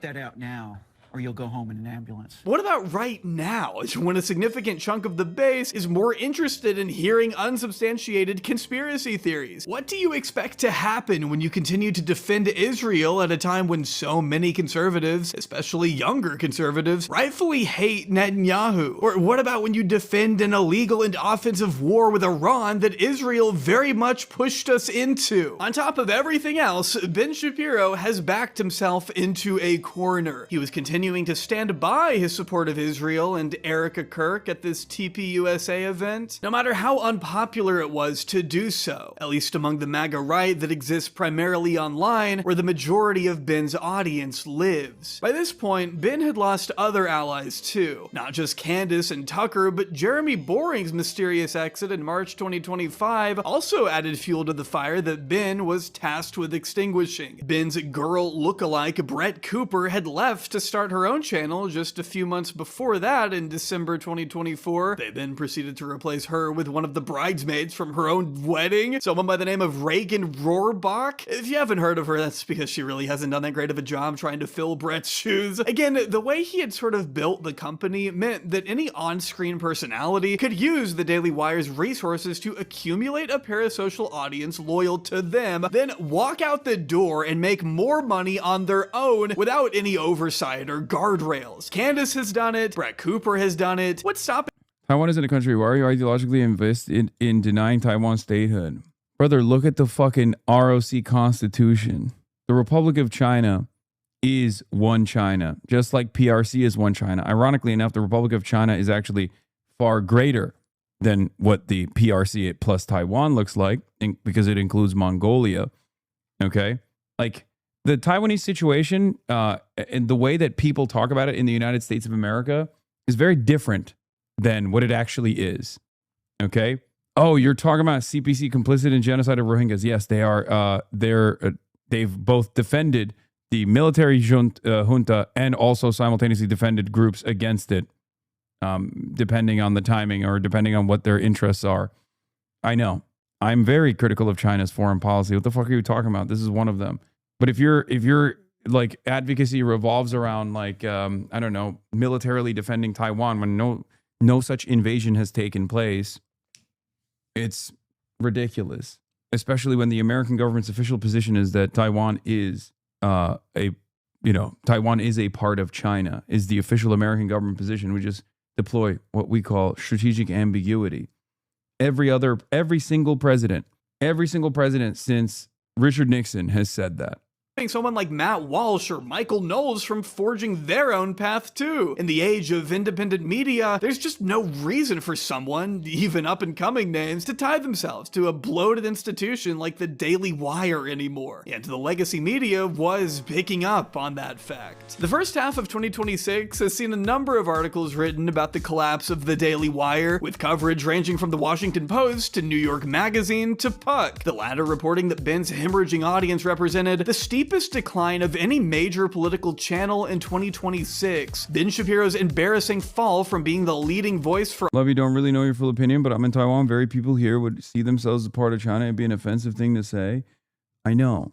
The Taiwanese position on this overwhelmingly, as I'm sure you know if you're in Taiwan, is don't rock the boat. Status quo. What groups that would demand American military defense of Taiwan would actually be disrupting the status quo. It would be damaging to the status quo. I'm in favor of the status quo. online conservatism has been heavily publicized. The bulk of these pieces cite much of what we've already touched on in this video: mass layoffs, which have Anyway, we don't even have to talk about it. It doesn't matter. Count. The Iran war destroyed the whatever American ambition remained of utilizing Taiwan against China in any way, shape, or form. It's over. It's done.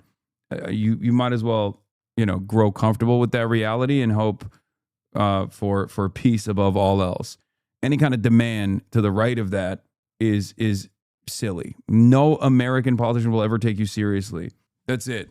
America already blew its fucking load, destroyed its peer and near peer adversary standoff munitions that they literally designed so that they could go and fucking quote unquote militarily defend Taiwan in a hypothetical scenario where China would militarily invade Taiwan, which there's no evidence that they would do that.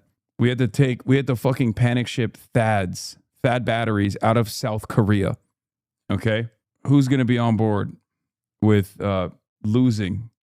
Who's going to be on board with turning Taiwan into Ukraine and then also losing?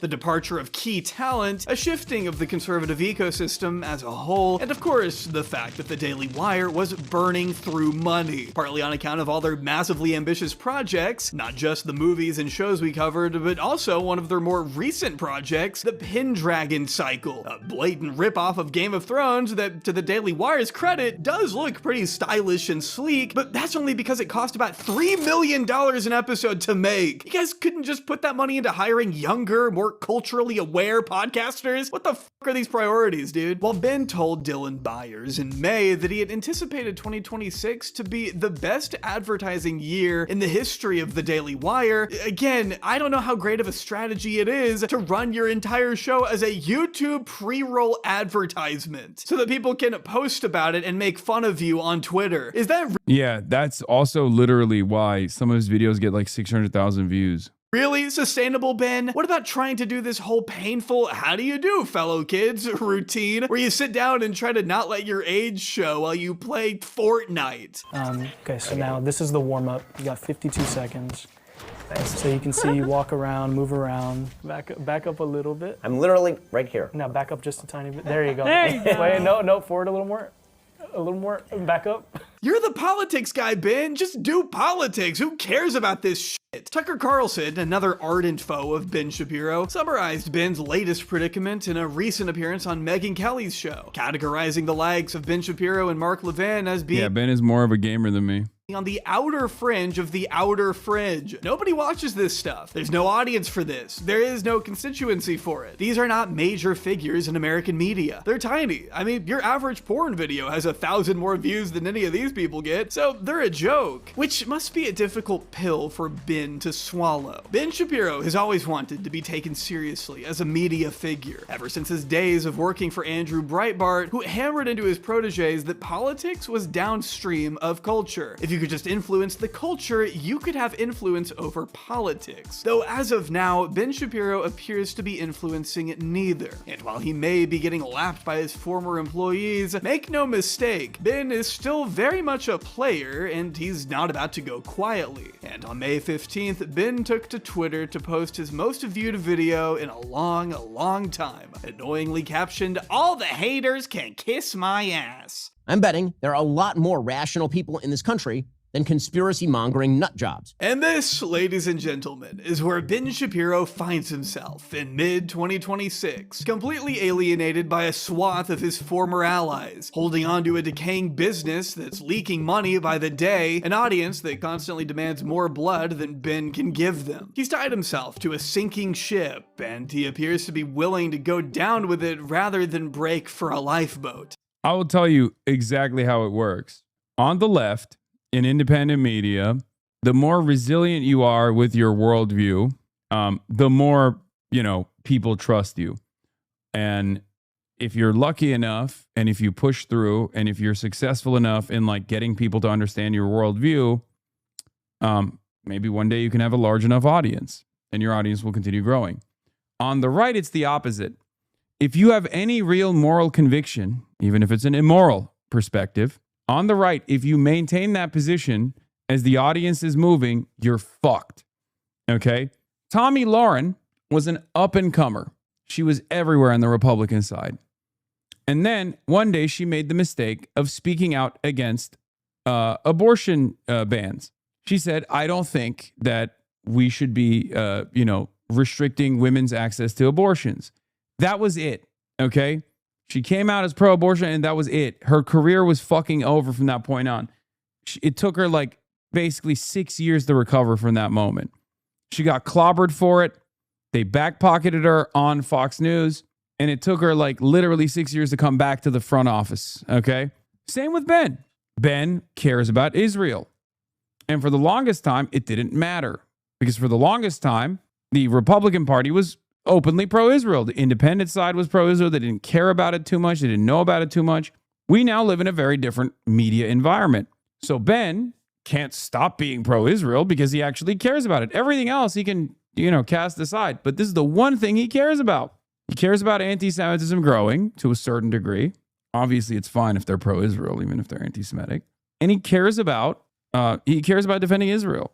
So his audience was like, fuck you. The world of online conservatism, or really the world at large, has mostly passed him by, as evident by the numerous replies that read, if it wasn't for Candace Owens trending, I never would have seen this hilarious video of you. Israeli spies can kiss my ass. You're telling most of America to kiss your ass. A very Jewish message, says Dan Bilzerian, a name I haven't heard in a very long time. This reply alone got 29,000 likes, signaling clearly that perhaps Ben's entire mission was futile from the start. He spent his career attacking almost all minority groups, incorrectly assuming that his following of racists and bigots would simply overlook the one group Ben never criticized. I'm betting that there are way more people in America who believe in truth and virtue and freedom than people who revel in grievance and demoralization and stupidity. You're talking to racists and bigots, Ben. You think they aren't going to come for you and your people too? By going hard in the direction of anti-Semitism and Hitler apologia, Candace Owens and Nick Fuentes are, in a weird, depraved way, actually presenting a more consistent worldview than Ben Shapiro is. Now, it's a worldview that sucks and is incredibly harmful, but it's one that doesn't exempt a whole group of people the way Ben's does. A classic example of, well, I didn't think the leopards would eat my face. They were always gonna eat your face, Ben. No matter how you feel about it, that is the fact of the matter, which I'm afraid leads us to an uncomfortable truth, one that can be summed up in a phrase coined at the height of our subject's influence and popularity that still rings true today more than it ever has. Facts don't care about your feelings.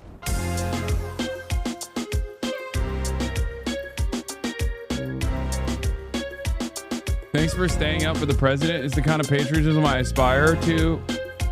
Yeah, I'm not going to watch him live. Ironically enough, because I'm going to go spend time with my family.